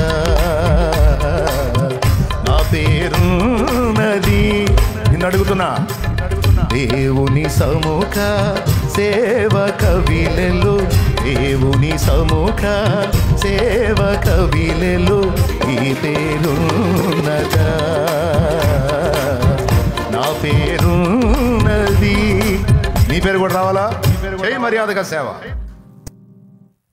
అయిపోయిన కాలం అయిపోయింది. కనీసం ఎక్కడన్నా పెట్టు, దేవుని సేవలో నీ మనసు పెట్టు, దృష్టి పెట్టు, టైం కేటాయించు, కాస్త చెయ్యి. ఆత్మలకు సువార్త చెప్పు, ప్రార్థనా సేవ చేయి, సన్నిధి పరిచర్య చెయ్యి. నీ పేరు సేవకుల గుంపులోకి ఎక్కిద్ది. అది 2వ ఆధిక్యత. నరకపు గుంపులో లేదు, విమోచింపబడిన గుంపులో ఉంది. ఇది మొదటి గొప్పతనం. అయితే ఒట్టిగా విమోచింపబడ్డ సరిగే కాదు సార్, వీళ్ళు ఇంకా ధన్యులండి, వీళ్ళ పేరు అక్కడ సేవకుల గుంపులో ఉందండి. సోదరు ఎదిగో, ఓయ్ ఏం చెబుతున్నా, వినపడుతుంది ఇక్కడ. సోదరు ఎదిగో, నీ పేరు సేవకురాళ్ళ లెక్కలో ఉంది చూడు. నేను ప్రసంగం చేయలేదండి, అయినా సేవకురాలు గుంపులోకి వచ్చావమ్మా, నువ్వు ప్రార్థన చేసావా? రోజు చేశానండి ప్రార్థన. అయితే అచ్చంగా పని పెట్టుకుని రోజు అనేక ఆత్మల రక్షణ కోసం, పరిశుద్ధుల క్షేమం కోసం, దైవజనుల కోసం, దేశ రక్షణ కోసం, ప్రపంచ రక్షణ కోసం, ప్రజల రక్షణ కోసం రోజు నేను కన్నీరు విడిచి అందుకు ఎక్కిందమ్మా నీ పేరు. వచ్చింది, అందులో వచ్చింది. నీ పేరు అక్కడ లిస్టులో ఉంది. నువ్వు ఈ లిస్టులో ఆగావేంది, ఇక్కడ ఈ క్యూలో ఉన్నాయింది, ఇక్కడ ఈ గుంపులో ఉన్నాయింది. నీది అదనపు ఆధిక్యత లభించింది, అక్కడికి పో.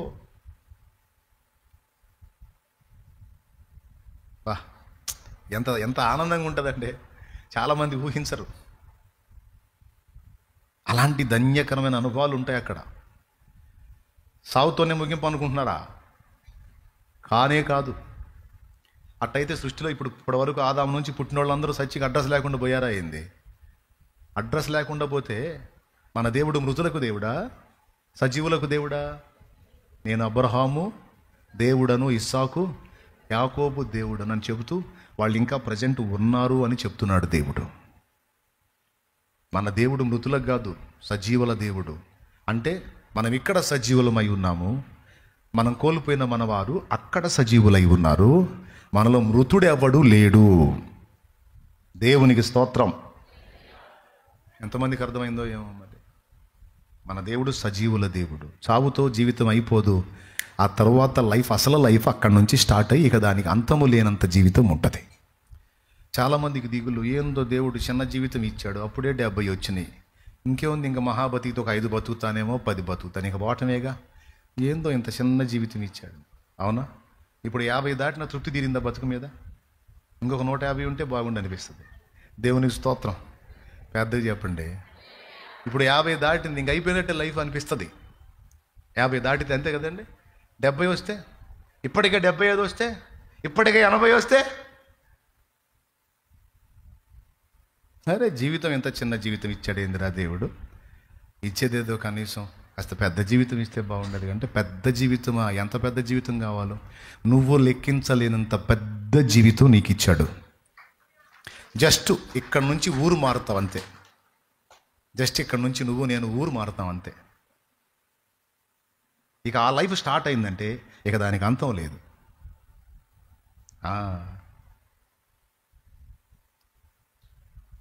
మొత్తం టోటల్ పెద్ద విషయం ఉంది అక్కడ. దానికి ప్రిపేర్ అవ్వాలి మనం.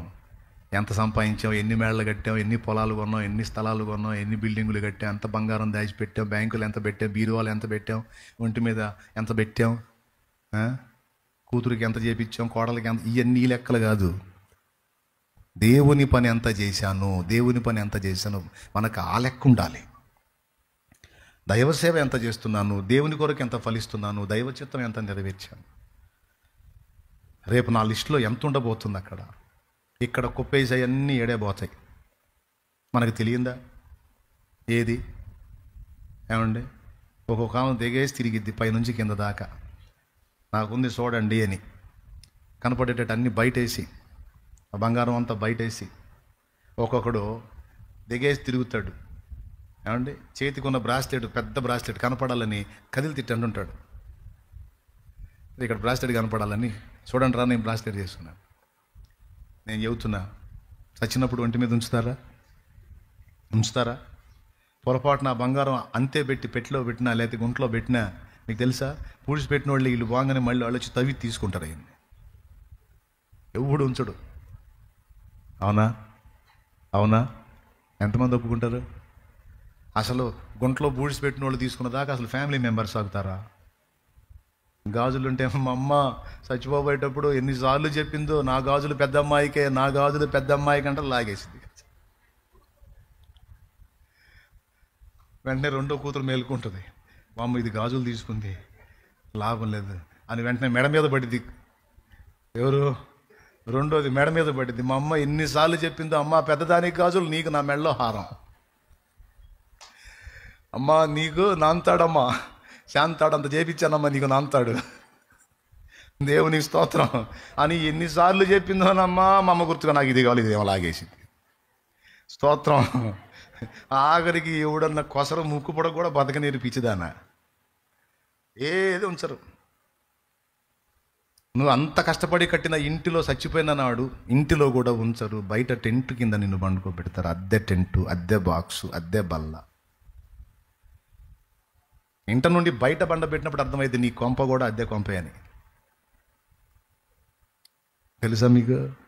ఒక్కొక్కళ్ళు ఇల్లు కట్టి ఎన్నిసార్లు చూస్తాడో, బైక్ వేసుకొని పోతా కూడా వెనక్కి తిరిగి చూస్తాడు. ఎన్నిసార్లు చూసినా అదే ఇల్లుగయ్యా, కానీ ప్రాణం అంతా ఇంటి మీద. చెబుతున్నా, కష్టపడి లైఫ్ అంతా దానికి ఖర్చు పెట్టి కట్టినా సరే ఆ ఇల్లు శేషం. మన చూడవా, థాయిలాండ్, బ్యాంకాక్, మయన్మారు, పేక మేడల్లా వాళ్ళ కళ్ళ ముందు కూలిపోయినాయి. సావు తప్పి కన్నులు ఒట్టబోయి బతుకు జీవుడా అని బయటికి పరిగెత్తారు. పగలొచ్చింది కాబట్టి తక్కువ జన నష్టం, నైట్ వచ్చినట్టయితే లక్షల మంది పోయి ఉండేవాళ్ళు. రిక్టర్ స్కేల్పై 7.7. పేక మెడల్లా కాంక్రీట్ బిల్డింగ్స్ కూలిపోయినాయి. ఇక్కడ మన కళ్ళ ముందే గతి లేదు, నిలవలేనప్పుడు, స్థిరం కానప్పుడు ఆడికి ఆడొస్తాయి ఇవన్నీ. ఆడికొస్తాయా? మరి ఆడికొచ్చాయి కొన్ని ఉన్నాయి, వాటి కోసం మనం సిద్ధపడాలి. అవి అక్షయమైనవి, శాశ్వతమైనవి. భూమి మీద మీ కొరకు ధనము కూర్చుకొనవద్దు, పరలోకమందు మీ కొరకు ధనము కూర్చుకోండి. పరలోకమందు ధనం కలగాలంటే ఏం చెప్పాడు? ధనవంతుడైన కుర్రోడు వస్తే నీకు కలిగిందంతా మీ పేదలకు ఇవ్వు, అప్పుడు నీకు పరలోకమందు ధనము కలుగు. పరోపకారం చేయి, ఇతరులకు మేలు చేయి, ఇతరులకు ఉపకారం చేయి, ఇతరులకు హెల్ప్ చేయి. బాయ్, ఇతరులకు సాయం చేయవే పిచ్చోడా, చెయ్యి. ఎంత చేయగలవు అంత చెయ్యి. మొత్తం అక్కడ రికార్డ్ అయింది. ఇది అబద్ధం కాదు, సాక్షాత్ యేసయ్య చెప్పిన మాట. దేవుని కోసం ఆయుష్కాలంలో కొంతైనా ఖర్చు పెట్టబోయి, తమ్ముడా, అన్నయ్య, అక్క, చెల్లి, నా తల్లి, కేటాయించమ్మా. అక్కడ లిస్టులో వస్తుంది దేవుని సముఖ. ఏ కవిలలో రావాలి? హతసాక్షుల కవిలెలోన, హతసాక్షుల కవిలెలోన నీ పేరున్నదా, నీ పేరున్నదా. కొంతమంది పేరు ఇప్పుడు మీరు రెండు లిస్టులు చూసారు. ఒకటి విమోచింపబడిన వారి లిస్టు, రెండవది సేవకుల లిస్టు. ఈ రెండిటికి దాటి ఇంకా పెద్దగా ఉంటుంది హతసాక్షుల లిస్టు. వీళ్ళైతే ఏకంగా దేవుణ్ణి ప్రేమించి సమస్తమును విడిచిపెట్టి తమ ప్రాణమునే పణంగా పెట్టేశారు. తమ ప్రాణము కూడా తమకు ప్రియమైనదిగా ఎంచుకోలేదు. యేసు నామము నిమిత్తము తమ ప్రాణమును పణంగా పెట్టారండి. ఇది ఇంకా గొప్పది. అట్లా రేపు లిస్టులు ఉంటాయి. మరి జడ్జిమెంట్ న్యాయ తీర్పు ఎందుకు అనుకున్నావు? న్యాయపీఠపు తీర్పు సంఘమునకుంది. ఎందుకంటే సేవ చేసిన వాళ్ళు ఎవరో, హతసాక్షులైన వాళ్ళు ఎవరో, సమస్తము ప్రభు కోసం పెట్టేసిన వాళ్ళు ఎవరో, తమ బ్రతుకులో ఎక్కువ కాలం దేవుని కోసం ఖర్చు చేసిన వాళ్ళు ఎవరో, త్యాగధనులు ఎవరో,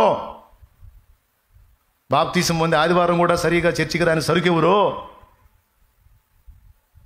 మొత్తం అని నిలబడతారు. ఈ కష్టపడ్డ వాళ్ళందరికీ బహుమానాలు ఇస్తుంటే వీళ్ళు కూడా ఆలోచిస్తుంటారు, ఈ ఆదివారం కూడా సరిగా చర్చికి రాని సరుకు, మాకు కూడా ఏదోటి ఉంటుంది. ఆయన అంటాడు, నా రక్తాన్ని ఆశ్రయించావు, బతికిపోయావు, లేకపోతే పాతాళానికి వెళ్ళాలి, నువ్వు నరకానికి వెళ్ళాలి. రక్తాన్ని ఆశ్రయించావు కనుక పరలోకానికి వచ్చావు. నీకు ఇంతవరకే. చివరిదాకా విశ్వాసంలో ఉన్నావు కాబట్టి ఇది ఈ బహుమానం ఇంతవరకే నీకు. అదేంది ప్రభు వాళ్ళకి అంతంత చేసావు, నాకేంది నాయన ఇంతంటే ఇదే ఎక్కువ నీకు. ఇక మళ్ళీ డైలాగ్ కూడా స్థానం ఉండదు నీకు, ఎందుకంటే నువ్వు ఎంత సంబడం చేసావో నీ సంబడం నీకు తెలుసు కాబట్టి. దేవునికి స్తోత్రం.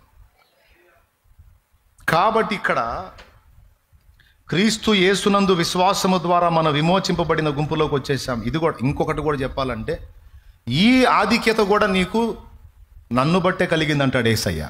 నువ్వు ఏడదాకా వచ్చావంటే ఎవరి నామాన్ని బట్టి వచ్చావో తెలుసులే అయ్యా, నీ నామాన్ని బట్టే. నోరు మూసి నిలబడి మరి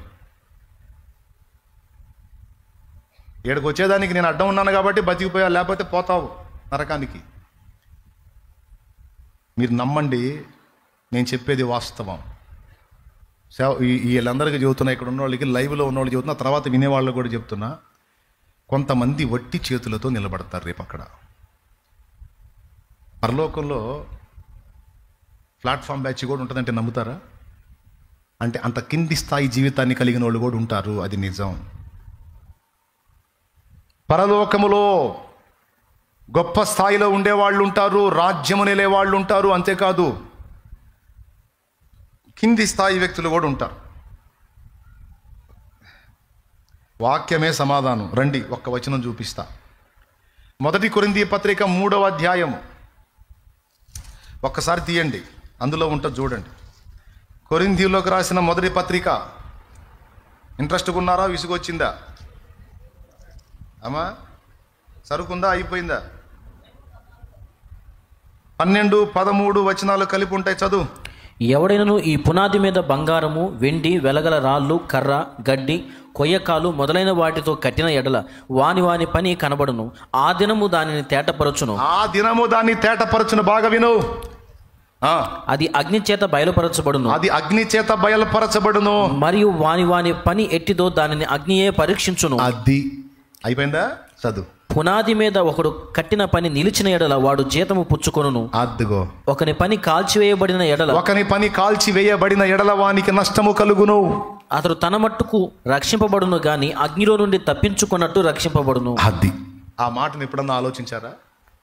తన మట్టుకు తాను రక్షింపబడును కానీ అగ్నిలో నుండి తప్పించుకున్నట్టు రక్షింపబడునంటే, ఇల్లు గాలిన వాళ్ళని చూసారా?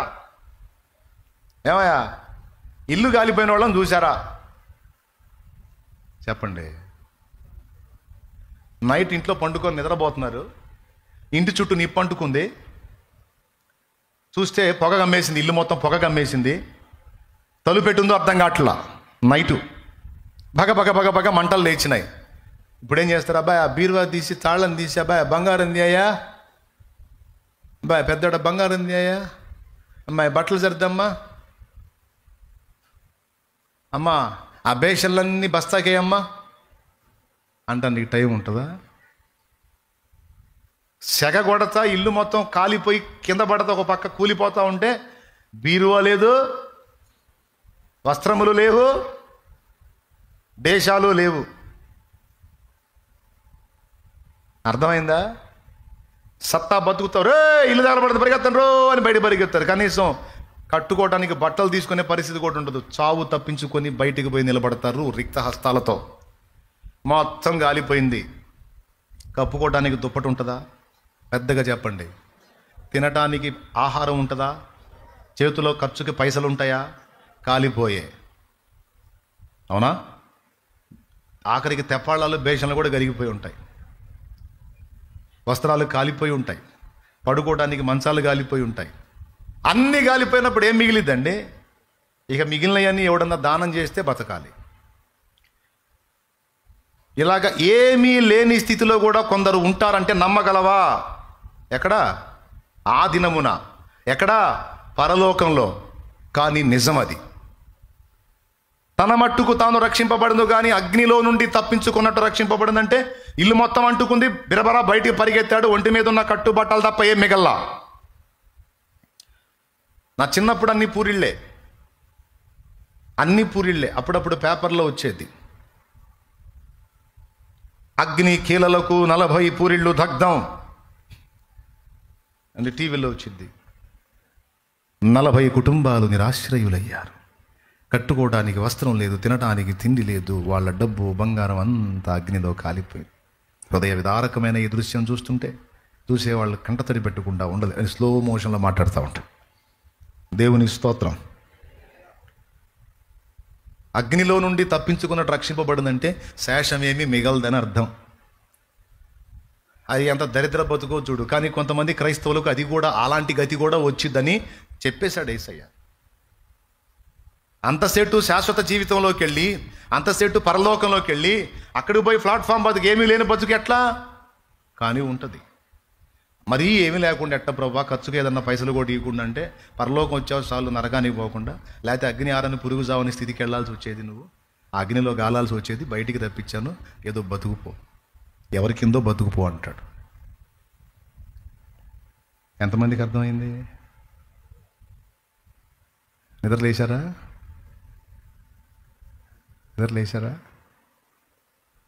లేచే ఉన్నారా? ఎంతమందికి అర్థమైంది? చేతులు ఎత్తని చెప్పింది. నేను చెప్పింది లేఖనం చూపించానా లేదా? దీన్ని బట్టి ఆలోచించు. నమ్ముకున్నా పరలోకం పోతా అంటే సరుకులు తీసుకెళ్ళయింది. హైదరాబాద్ పోతా టూర్ చేసి వస్తా అని డబ్బులు లేకుండా, సరుకులు లేకుండా, సామాన్లు లేకుండా ఏం వేసుకొని పోతా? పోయి ఏం చేస్తా? రోడ్ల మీద తిరుగుతావా? హోటల్ ముందు బాబా ఇంత పలావ్ ధర్మం చేయండి బాబా అంటావా? మరి హైదరాబాద్ జర్నీ ఉన్నప్పుడు సిద్ధపడాలి కదా. సిద్ధపడాలా లేదా? సిద్ధపడాలి. మనకు కూడా పెద్ద జర్నీ ఉంది, లాంగ్ జర్నీ. దానికి కూడా మనం నిర్లక్ష్యం చేయకుండా సిద్ధపడాలి. పాస్టర్స్కి చెప్తున్నా, పరిచారకులకు చెప్తున్నా, మీకు చెప్తున్నా, ఈ లైవ్లో ఉన్న వాళ్ళకి చెప్తున్నా, ఇప్పుడు లైవ్లో ఉండి వింటున్న వాళ్ళకి, తర్వాత వినబోతున్న వాళ్ళకి అందరికీ చెప్తున్నా స్పష్టంగా అర్థమయ్యేటట్టు. ఏముందిలే అనుకుంటే లైఫ్ అంతా ఖాళీ పిల్లి తగలై, కనీసం ప్రార్థన సేవ కూడా చేయకుండా రేపు ఇస్తాడు నీకు బహుమానం, తీసుకుందు కానీ అక్కడ ఏవి దక్కదు. చెయ్యాలి.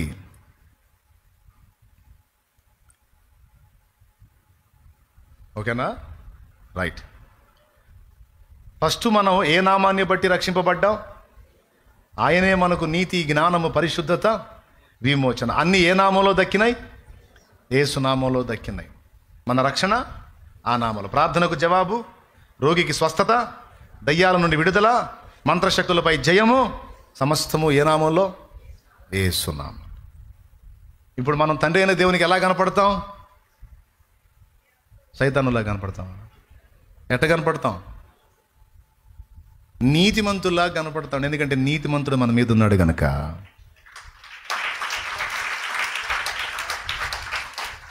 ఇప్పుడు నా బాడీ కలర్ ఏంటి? లోపల నా శరీరం యొక్క కలర్ ఏంటి?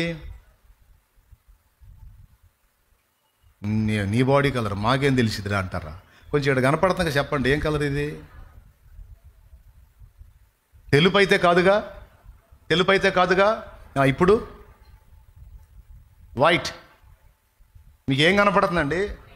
అలాగ దేవుడు మన వైపు చూసినప్పుడు యేసు కనపడతాడు మన మీద.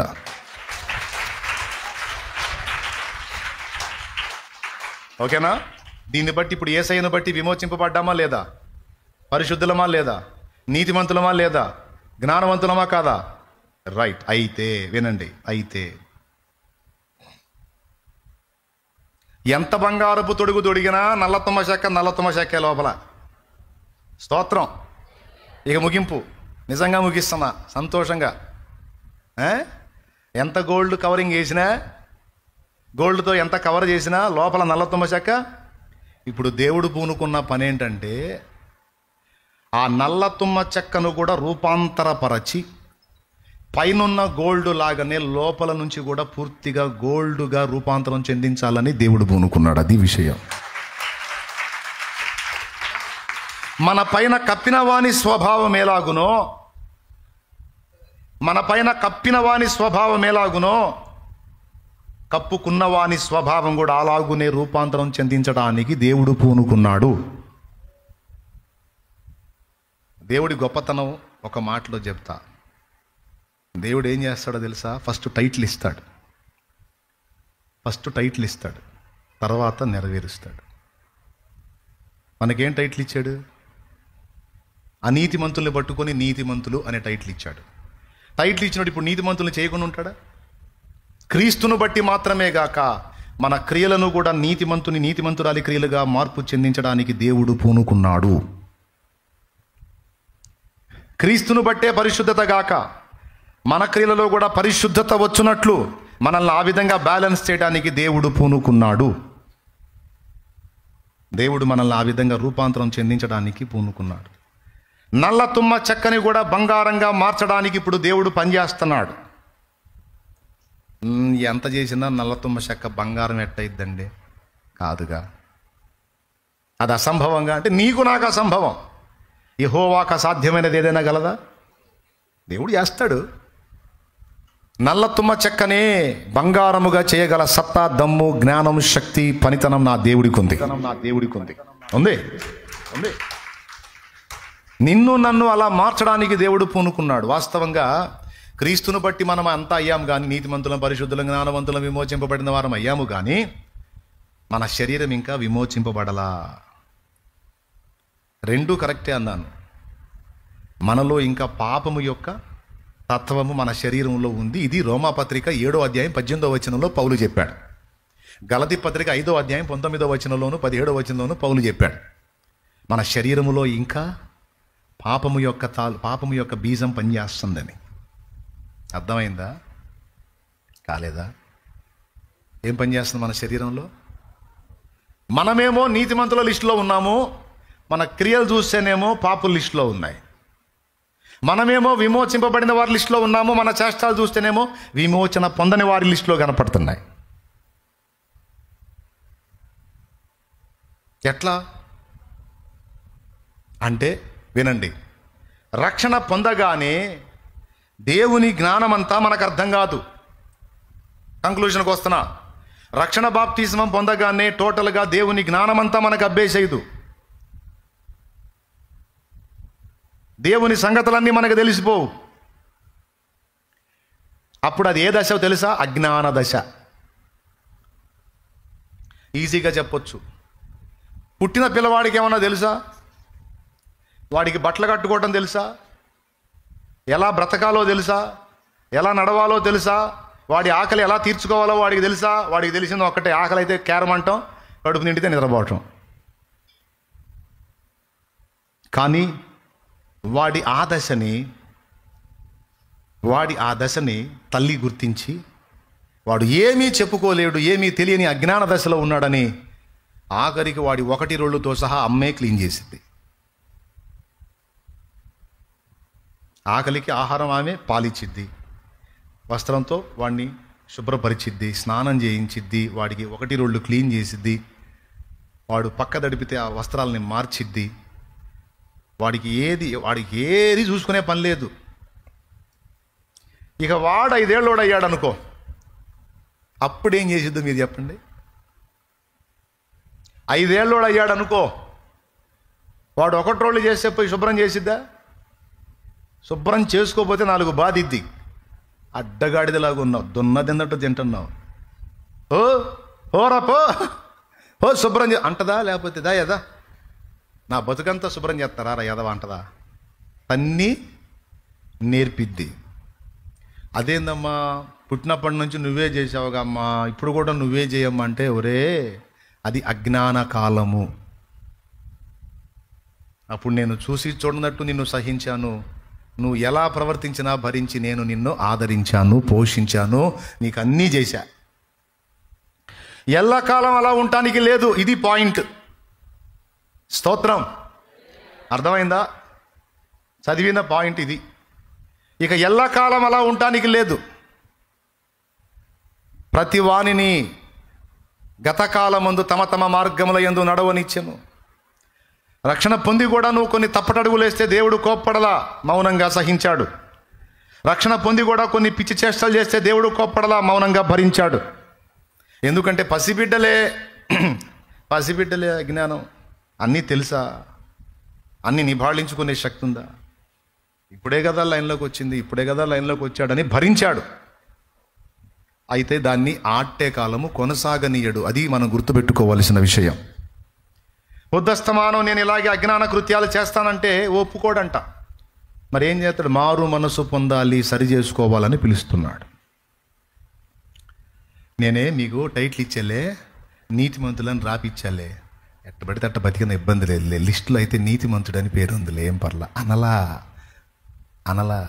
నేనే పరిశుద్ధులను రాపిచ్చాలే, నీ పేరు పరిశుద్ధుడు పరిశుద్ధురాలని రాపిచ్చాలే, ఇక నువ్వు ఎట్టున్నా సరే నన్ను బట్టి నేమ్ వచ్చిందిగా, డోంట్ వరీ అనలా. ఎక్కడన్నా ఉంటే చూపించు, నాకు పరిశుద్ధ గ్రంథంలో ఎక్కడన్నా ఉంటే చూపించు. నీకెందుకు నేను పేరు రాపిచ్చాలే, ఇక నువ్వు ఎట్లా తిప్పలు పడ్డా ఇబ్బంది ఏం లేదు అని ఎక్కడన్నా రాయించాడా? ఎక్కడన్నా ఉందా గ్రంథంలో? ఒక్క చోట కూడా లేదు. టైటిల్ ఇచ్చిన టైటిల్ ప్రకారం నువ్వు మార్పు చెందాలి. పరిశుద్ధురాలు అని పిలిచేందుకు తగిన విధంగా నువ్వు సిద్ధపడాలి. నిన్న మొన్నటి వరకు అంటే అజ్ఞాన కృత్యాల్లో ఉన్నావు, వదిలేసా. పద్దాక అదే విధంగా చేస్తావా నువ్వు? ఒప్పుకోను. పద్దాకల నువ్వు పిల్ల చేష్టాలు చేస్తే అమ్మే ఊరుకోదు, లాగి తన్నిద్ది. ఆయన ఊరుకుంటాడు పెద్దోడా? మరేం చేయాలి? నీలో ఆ గ్రోత్ కనపడాలి, ఆ ఎదుగుదల కనపడాలని పిలుస్తున్నాడు దేవుడు. ఆ పరిపూర్ణతలోనికి నీవు రావాలి. గొప్ప విషయం ఏంటో తెలుసా? నువ్వు అజ్ఞాన క్రియలు చేసినా కూడా నువ్వు ప్రార్థన చేస్తే దేవుడు విన్నాడు, జవాబిస్తానే ఉన్నాడు. మళ్ళా నువ్వు తేడాలో ఉన్నావు, నువ్వు వంకర టింకరలో ఉన్నావు, లోపాయకారితనంలో ఉన్నావు, అయినా సరే నువ్వు ప్రార్థన చేస్తే వింటున్నాడు. నువ్వేమనుకున్నావు తెలుసా? దేవుడు నన్ను ఆమోదిస్తానే ఉన్నాడులే, నన్ను ఆమోదిస్తున్నాడు, నా పాపాన్ని కూడా ఆమోదిస్తున్నాడని భ్రమపడ్డావు. నిద్రలో కూడా నీ పాపాన్ని దేవుడు ఆమోదించడు, నా పాపాన్ని దేవుడు ఆమోదించడు. పాపమునకు దేవుడు ఎప్పుడూ వ్యతిరేకే. మరి మరి మరి మరి మరి నా మీద కోప్పడి నా ప్రార్థనకు జవాబు ఇవ్వకూడదు కదా? మరి నేను బలహీనపడ్డా కూడా అయ్యా అని నేను ప్రార్థన చేస్తే నాకు వెంటనే జవాబు ఎందుకు ఇస్తున్నాడంటే, అది నీ అజ్ఞాన కాలాన్ని చూసి, రెండవది ఆయన ప్రేమను బట్టి.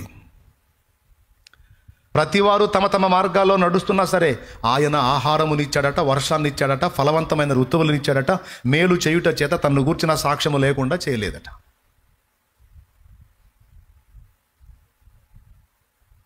నువ్వు వంకర టెంకరగానే మాట్లాడతావు. అర్థం అవుతుందా? అర్థం కావట్లేదా? చేతులు ఎత్తండి. నోరు అదుపు లేకుండా వాగుతావు, అయినా సరే నువ్వు ప్రార్థన చేస్తే జవాబు వచ్చింది. అదే మరి వింత. నువ్వు అక్కడక్కడ బలహీనమైన పనులు చేస్తావు, అయినా సరే నువ్వు ప్రార్థన చేస్తే దేవుడు వింటాడు. అక్కడక్కడ నువ్వు బుద్ధిహీనమైన అడుగులు వేస్తావు, అయినా నువ్వు ప్రార్థన చేస్తే దేవుడు వింటాడు. దేన్ని బట్టో తెలుసా? మాతృప్రేమ, అమ్మ మనసు, మమత. పోనీలే అనుకునే దాన్ని బట్టి. అజ్ఞాన వాడికి అంత ఎదుగుదల లేదు కదా, వాడి ఆత్మీయ జీవితం అంత ప్రగతి పొందలేదు కదా. ఇప్పుడే కదా ఆడు ఎదుగుతున్నాడు, లైన్లోకి వస్తున్నాడని. బ్రదర్, ఎంతమంది ఇంట్రెస్ట్గా వింటున్నారు ఈ మొక్క? అజ్ఞాన కాలములో ఆయన చూచి చూడనట్టుగా ఊరుకొనెను, అందుకు ఊరుకుంటాడంట. కానీ అజ్ఞాన కాలము దాటి మనం మారు మనసు పొంది దిద్దుకోవాల్సిన కాలం కూడా ఒకటి ఉంటుంది. ఆ కాలం వచ్చినప్పుడు ఊరుకోడు, కోటింగ్ ఇస్తాడు. అమ్మే ఊరుకోదు. 8 ఏళ్ళు వచ్చినాయి, వీడు నిద్రలో పోసాడు అనుకో, పగిలిందే వాడికి. వాళ్ళు లేచి బయటికి పోయి పోసి రావాలి. 8 ఏళ్ళు వచ్చినాయి, వాడు సైలెంట్గా వండుకున్నాడు అనుకో, కూడు పెట్టదు.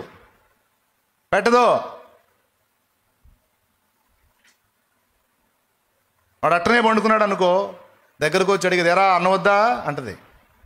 కావాలి మమ్మీ పెట్టు అంటే, మరి అడగవే నోరేం పడిపోయింది. ఏంది ఆకలమ్మా అన్నమని అడగవా? తన్నిది, మళ్ళీ తన్ని పెట్టిద్ది. దేవునికి స్తోత్రం కలుగునుగాక. వాడు మళ్ళీ తగాదా వేసుకోవాలి. వాళ్ళం, అమ్మ చిన్నప్పుడు నేను అడిగితేనే పాలు తాపేవా, నాకు నేను అడిగితేనే పెట్టావా, ఇప్పుడు ఎందుకుమా నేను అడగకుండా పెట్టట్లేదు అంటే, ఆ వయస్సు వేరు, ఈ వయస్సు అది అజ్ఞాన కాలం. నా ప్రియమైన బిడ్డ, ఒకప్పుడు నువ్వు ప్రార్థన చేయకపోయినా నీ విషయంలో జోక్యం చేసుకుని దేవుడు చాలా కార్యాలు చేశాడు. నువ్వు ప్రార్థన చేయకపోయినా, నువ్వు మొరపెట్టకపోయినా, నువ్వు ఇంత ప్రార్థన చేసినా, అల్పమైన ప్రార్థన చేసినా, నువ్వు చేసిన ప్రార్థన వినబడింది. అసలు చేయకపోయినా కూడా, ప్రార్థనా జీవితం సరిగా లేకపోయినా కూడా నీ కార్యాలు జరిగినాయి. ఎంతమంది ఒప్పుకుంటారు? అదేంది, ప్రార్థన చేస్తే కదా జవాబు ఇచ్చేది. చేయకపోయినా ఎలా చేశాడంటే, నీ అజ్ఞాన దశని అమ్మగా భరించాడు. నువ్వు ప్రార్థన చేయకపోయినా నీకు ఇచ్చాడు, సాయం చేశాడు, నాకు ఇచ్చాడు, సాయం చేశాడు. ఇప్పుడు ఊరుకోడు. ఎదుగుదలలోకి వచ్చిన తర్వాత అమ్మ ఏమడిగిద్ది? అన్నం పెట్టమంటావా? అది కూడా వీడు తినాల్సిన టయానికి తినకపోతే అడిగిద్ది. వాడు మౌనంగా పండుకుంటే వదిలేసిద్ది. ఎందుకంటే వాడు అడిగితేనే. మనం అంటాం కదా, అడగంది అమ్మైనా. చిన్న వయసులో పెట్టే అమ్మ వాడు తెలివిలోకి వచ్చిన తర్వాత అడిగితేనే పెట్టిద్ది. ఈరోజు నేర్చుకోండి. పద్దాకలా నాకు ప్రార్థన చేయకపోయినా అన్నీ నడుస్తాయి అనుకోవద్దు. అజ్ఞాన దశలో దేవుడు ఇచ్చాడని, జ్ఞానం పెరిగిన ఈ దశలో కూడా నీకు ఇస్తాడు అనుకోవద్దు. నువ్వైనా నేనైనా దేవునికి మానక ప్రార్థన చేయాలి.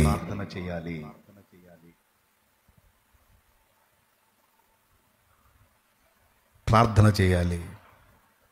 మనల్ని మనం జాగ్రత్త చేసుకోవాలి. మనల్ని మనం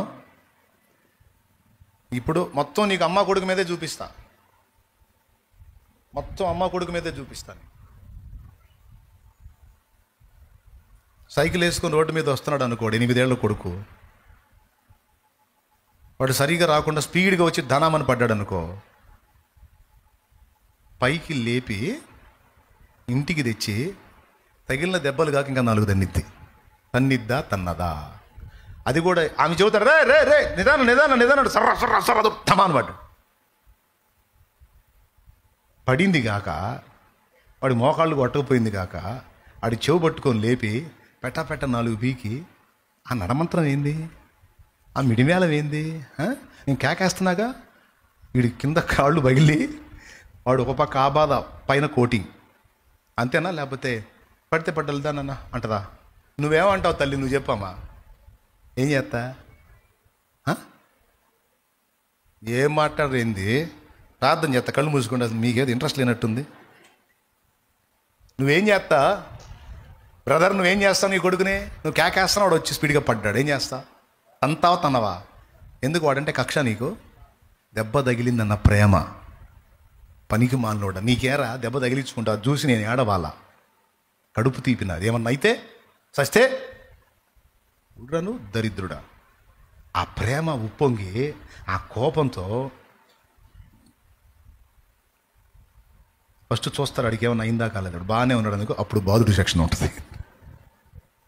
వాడు పడ్డోడు అడ్డం పడ్డాడు అనుకో, లేవలేకుండా పడిపోయాడు అనుకో, అప్పుడు కోటింగ్ ఉండదు. మళ్ళీ అమ్మోయ్ వాయోయ్ నా బిడ్డ పడిపోయాడు అమ్మో అని ఆగేసి వాడిని ఎత్తుకొని గందరగోళం చేసి హాస్పిటల్ పోయి డాక్టర్ సొక్కాజించి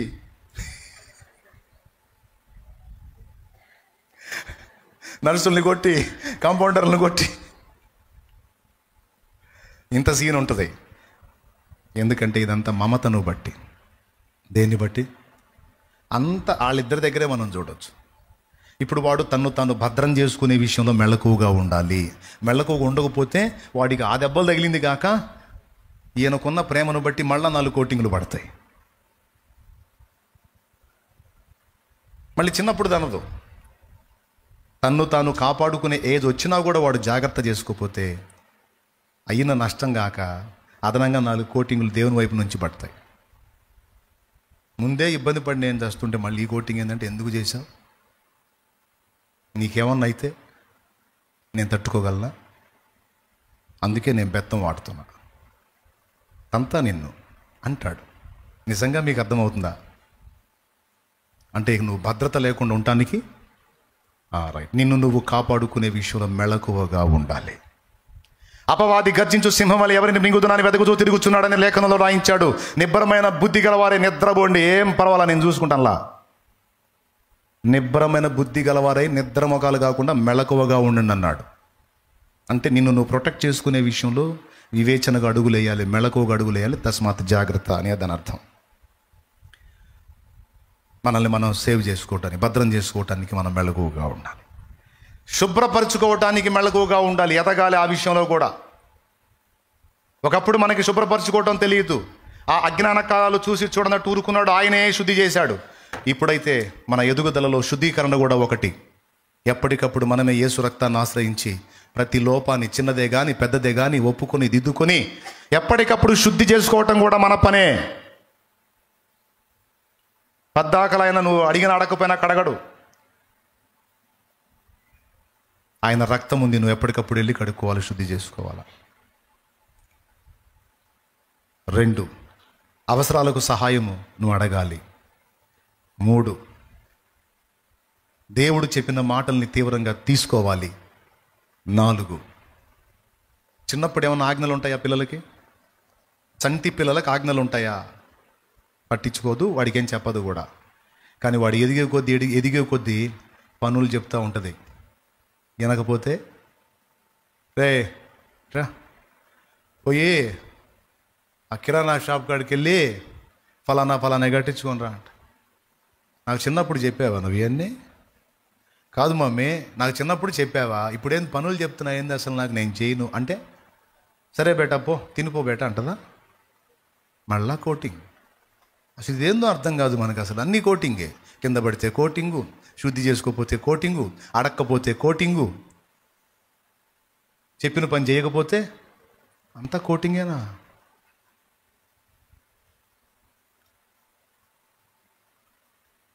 చెప్పిన మాట వినకపోతే కోటింగ్ ఎందుకు? విధేయత నేర్చుకోకపోతే. ఏరా అమ్మ నేనేం చెప్తేనే వినట్లేదు నువ్వు, ఇంకా బయట వాళ్ళు చెప్తే ఏం వింటావు నువ్వు? పెద్దల మాటకు లోబడాలి కదా, వినాలి కదా, ఎందుకు లోబడలా నువ్వు అని తప్పుబట్టి కొట్టింది. ఈ విధంగా మనకి మాతృస్థానంలోకి వస్తాడు యేసయ్య, అమ్మ స్థానంలోకి వస్తాడు. ఇంక అయిపోయింది, మీ సరుకు లేండి, ఇంకా పైకి లేచి నిలబడండి. ఏమండి, నేను కూడా అదే స్థానంలో ఉన్న, అమ్మ స్థానంలో. పిల్లల సరికి ఎంతో నాకు తెలుసులే, నీ పుట్టకు చూశారు కదా, లే పైకి లే.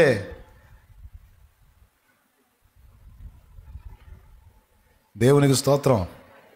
ఇప్పటికే నడుము లేవట్ల, కొంతమంది కాళ్ళు పట్టుకుపోయి సర్దుకొని గుల్లగుల్ల అయిపోయారు. లేండి వాళ్ళని లేపండి, పని చేయట్లే వాళ్ళ కాళ్ళు.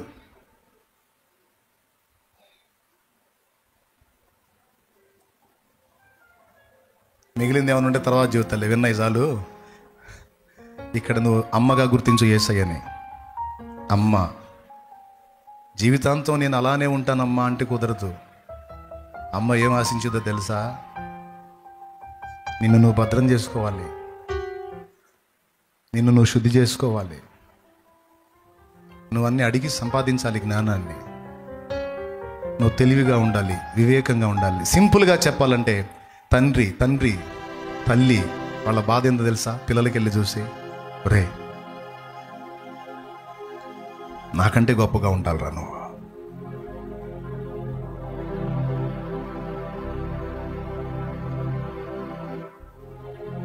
తండ్రి బాధ అదే,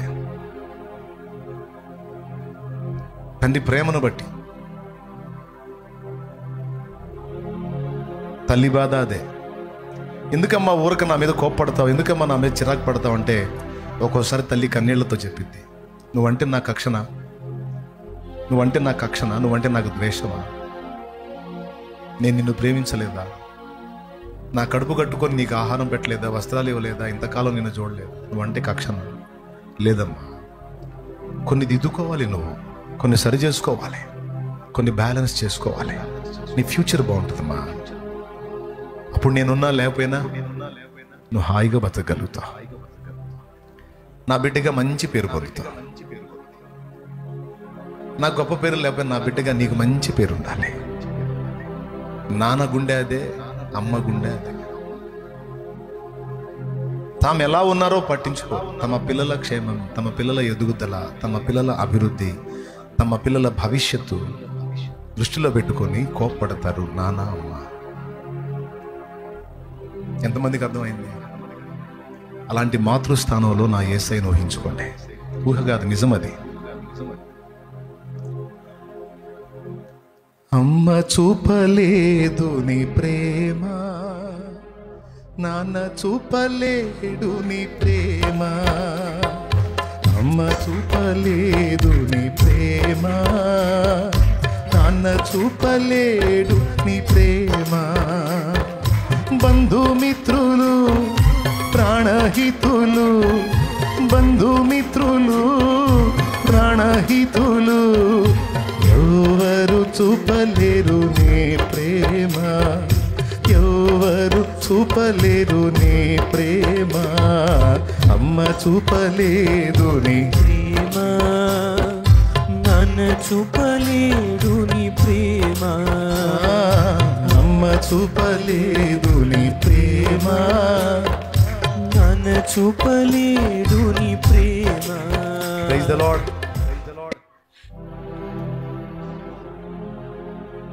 ఒక తల్లిగా తండ్రిగా నీ పిల్లల విషయంలో నువ్వు ఎలా స్పందిస్తావో మనందరి తల్లిగా తండ్రిగా యేసయ్య మన విషయంలో అలానే స్పందిస్తాడు.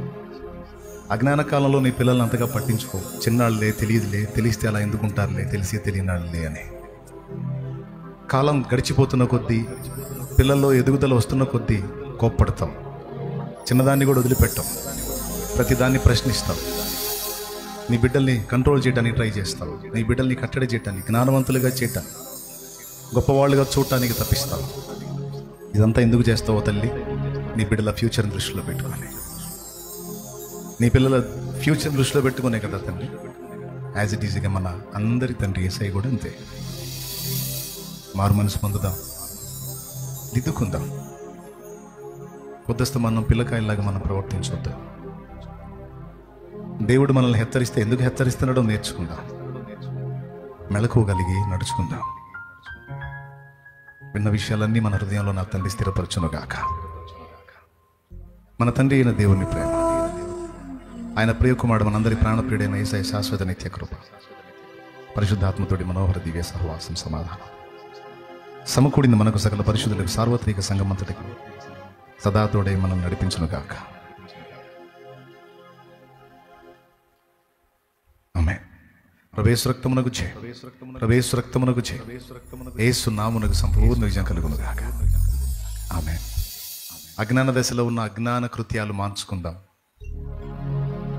శారీరకంగా ఎదగటం కాదు, ఆత్మీయంగా కూడా ఎదుగుదాం. ఇటు శారీరకంగా ఎదిగి తల్లిదండ్రులను సంతోషపెట్టినట్టు ఆత్మీయంగా ఎదిగి యేసయ్యని సంతోషపెడదాం. మనలో ఆ గ్రోత్ కనపడినప్పుడు నా తండ్రి సంతోషపడతాడు. మూడో మెట్టుకు రావాలి, ఫైనల్. ఫస్ట్ చంటి బిడ్డ దశ, అప్పుడు మనల్ని కొట్టదు. రెండవది మధ్యస్థ దశ, 8 నుంచి 10-12 ఏళ్ల లోపు, అప్పుడు మనల్ని శిక్షిస్తుంది. అక్కడి నుంచి దాటి మనం పెద్దవాళ్ళం అయిన తర్వాత మూడవ దశ, అప్పుడు అమ్మ కొట్టదు, బాధపడతా ఉంటుంది. అమ్మా, చిన్నదానివి అయితే చేతి దెబ్బగొట్టి చెప్పొచ్చు, నా అంత దానివి అయ్యావు, చాలా విషయాల్లో నా అంత ఎదిగావు, ఇంత ఎదిగి మళ్ళీ నువ్వు అలా ఎలా చేస్తావు? నువ్వు ఒక దెబ్బ కొట్టి చూద్దామంటే చిన్నదానివి కాదు, పెద్దదానివి అయ్యావు, నీ ఇష్టం అమ్మా. నువ్వు ఏ బుద్ధిహీనమైన పనులు చేస్తావో దాని తాలూకు ఫలాన్ని నువ్వు అనుభవించాల్సి ఉంటుంది అంటది. అవునా? అది మూడవ దశ. ఈరోజు యేసయ్య కొంతమందిని చంటి పిల్లల్లా చూస్తున్నాడు, కొంతమందిని 8 నుంచి 10 ఏళ్లలో పిల్లలుగా చూస్తున్నాడు, కొంతమందిని 20 దాటిన పిల్లల్లాగా చూస్తున్నాడు. హల్లెలూయా. ఇంతసేపు నేను మొత్తుకున్నది ఏమైనా అర్థమైందా? నిజంగా చెప్పండి, ఎంతమందికి అర్థమైందా? చేతులు ఎత్తండి. Thank you. ఇదంతా మీకు అర్థమైతే ధన్యులు, ఖచ్చితంగా ఫలిస్తాను.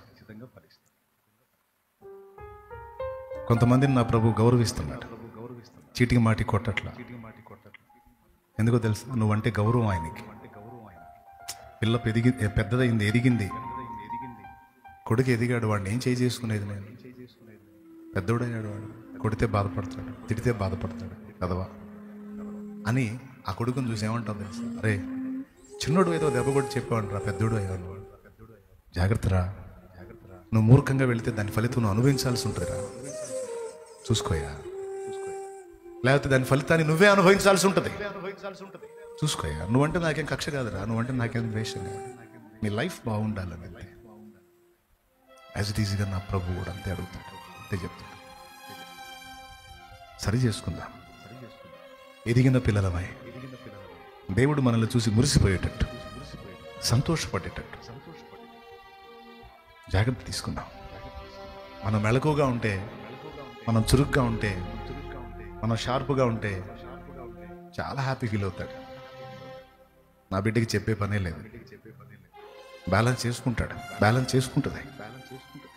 చిన్న చేతిగా లోపాలున్న సరిదిద్దుకుంటుంది. నా బిడ్డ తెలివైంది, పిచ్చిది కాదు. ప్రభువా చెప్పొచ్చు కదా ఆ బిడ్డకి, పదే పదే బలహీనపడుతుంది చెప్పొచ్చు కదా. లేదు దూతలారా, నా బిడ్డకి తెలుసు తను చేస్తుంది పొరపాటని, అది కొనసాగించకూడదని, దాని పర్యవసానం తీవ్రంగా ఉంటుందని నా కూతురికి తెలుసు. మార్చుకుంటుంది, చూడు దిద్దుకుంటుందో లేదు చూడు. నా బిడ్డ ఎదుగుదల నాకు తెలియదా? జాగ్రత్త పడిద్దా? నా కుమారుడి తెలివి నాకు తెలియదా? జాగ్రత్త పడతాడు, ఆడే దిద్దుకుంటాడు చూడు, ఆడే బ్యాలెన్స్ అవుతాడు చూడు, ఆడే సరి చేసుకుంటాడు చూడు. ఆడే ఎదిగినోడు, ఆడికి తెలుసు అంటాడు. మరి ఎలా బ్యాలెన్స్ అవుతారు, ఎలా సరి చూసుకుంటారు, దేవుని పని ఎలా చేస్తారు, ఎలా ఫలిస్తారు? ప్రార్థన చేసుకోండి, ఆలోచించండి. నేను చెప్పిన ఏదో బుధవారం ఒక ప్రసంగం లాగా, ఎప్పుడు నేను చెప్పినా దయచేసి ప్రసంగం లాగా తీసుకోవద్దు. ఎందుకంటే ప్రసంగాలు చేయడానికి ఇష్టం కాదు నాది, వాస్తవాలు చెప్పటం నాకు ఇష్టం, వాస్తవాల్ని వాస్తవంగా మీకు అందించడం నాకు ఇష్టం. దాన్ని మీరు అలాంటి తీవ్రతతోనే తీసుకోండి, బాగుపడతారు, ధన్యులవుతారు, 10 మందికి ప్రయోజనకరంగా మారుతారు. దైవాశీస్సులు, ఆశీర్వాద ప్రార్థన కూడా అయిపోయింది. లైవ్లో ఉన్న వాళ్ళకి మీకు అందరికీ వందనాలు. ప్రభు చిత్తం అయితే ఒక జర్నీ ఉంది నాది, దేవుని చిత్తం అయితే వెళ్ళాలి కాబట్టి ప్రేయర్ చేయండి. ప్రయాణాలు చాలా నడుస్తూ ఉన్నాయి, అవసరాలు అలా ఉన్నాయి, పనులు అలా ఉన్నాయి. దేవుని పని మీదే వెళ్తూ ఉన్నాను, నా జర్నీల కోసం, హెల్త్ కోసం. రాత్రి 4 అయింది నేను పండుకునేసరికి, 4. నిద్ర కూడా ఉండదు ఒక్కోసారి. అంటే జాలిపడమని కాదు, ప్రార్థించండి. ఒక్కోసారి మధ్యాహ్నం తినాల్సింది 4ంటికి తిన్నాను. ఇప్పుడు ఈ కూటాలు వరుసగా టైం టు టైం ఫుడ్ ఉండదు, నిద్ర ఉండదు. సో అర్థం చేసుకొని నా కోసం, హెల్త్ కోసం అండ్ ప్రయాణాల్లో భద్రత కోసం, ఫ్యామిలీ కోసం ప్రేయర్లో గుర్తు చేసుకోండి. మీరు కూడా ఎదుగుదలలోకి రండి, పిల్లకాయలాగా ఉండకండి. ఇప్పుడు నా చేతుల కోసం ఎంతమంది ఎదురు చూస్తారు ఇప్పుడు? ఓకే సరే, ఇప్పుడు నేను చేతులు ఉంచుతా, ప్రాబ్లం లేదు. కానీ గుర్తుపెట్టుకో, పద్దాకలా నేను చేతులు ఉంచడం కాదు, నువ్వు ఇతరుల మీద చేతులుంచి అంతస్తుకు నువ్వు ఎదగాలి. నువ్వు ఇతరుల మీద చేతులుంచి ప్రార్థించే స్థాయికి నువ్వు ఎదగాలి. ఆ మెట్టు రావాలి. నేను పద్దాకలా పిల్లకాయలా ఉండకండి. మీరు కూడా ఇతరులను ఆశీర్వదించే స్థాయికి రావాలి, ఇతరులకు బోధించే స్థాయికి రావాలి, ఇతరులకు మాదిరి చూపే స్థాయికి రావాలి, ఇతరులకు నేర్పించి నడక మాదిరి చూపించే స్థాయికి రావాలి. ఇటు మిమ్మల్ని ఆత్మీయతలో నడిపిస్తున్న ఆత్మీయ తండ్రిగా నా ఆశ, మిమ్మల్ని రక్తం ఇచ్చి ప్రాణమిచ్చి కన్న తండ్రిగా యేసయ్య ఆశ. అదే సిద్ధపడండి. లైవ్లో ఉన్న వాళ్ళు, ఇక్కడ ఉన్న వాళ్ళు అందరూ సరి చూసుకోండి, సిద్ధపడండి. కృప మనందరికీ తోడై ఉండును గాక. ఆమేన్. Praise the lord. అందరికి వందనాలు, శుభాలు, దైవాశీస్సులు, సెలవు.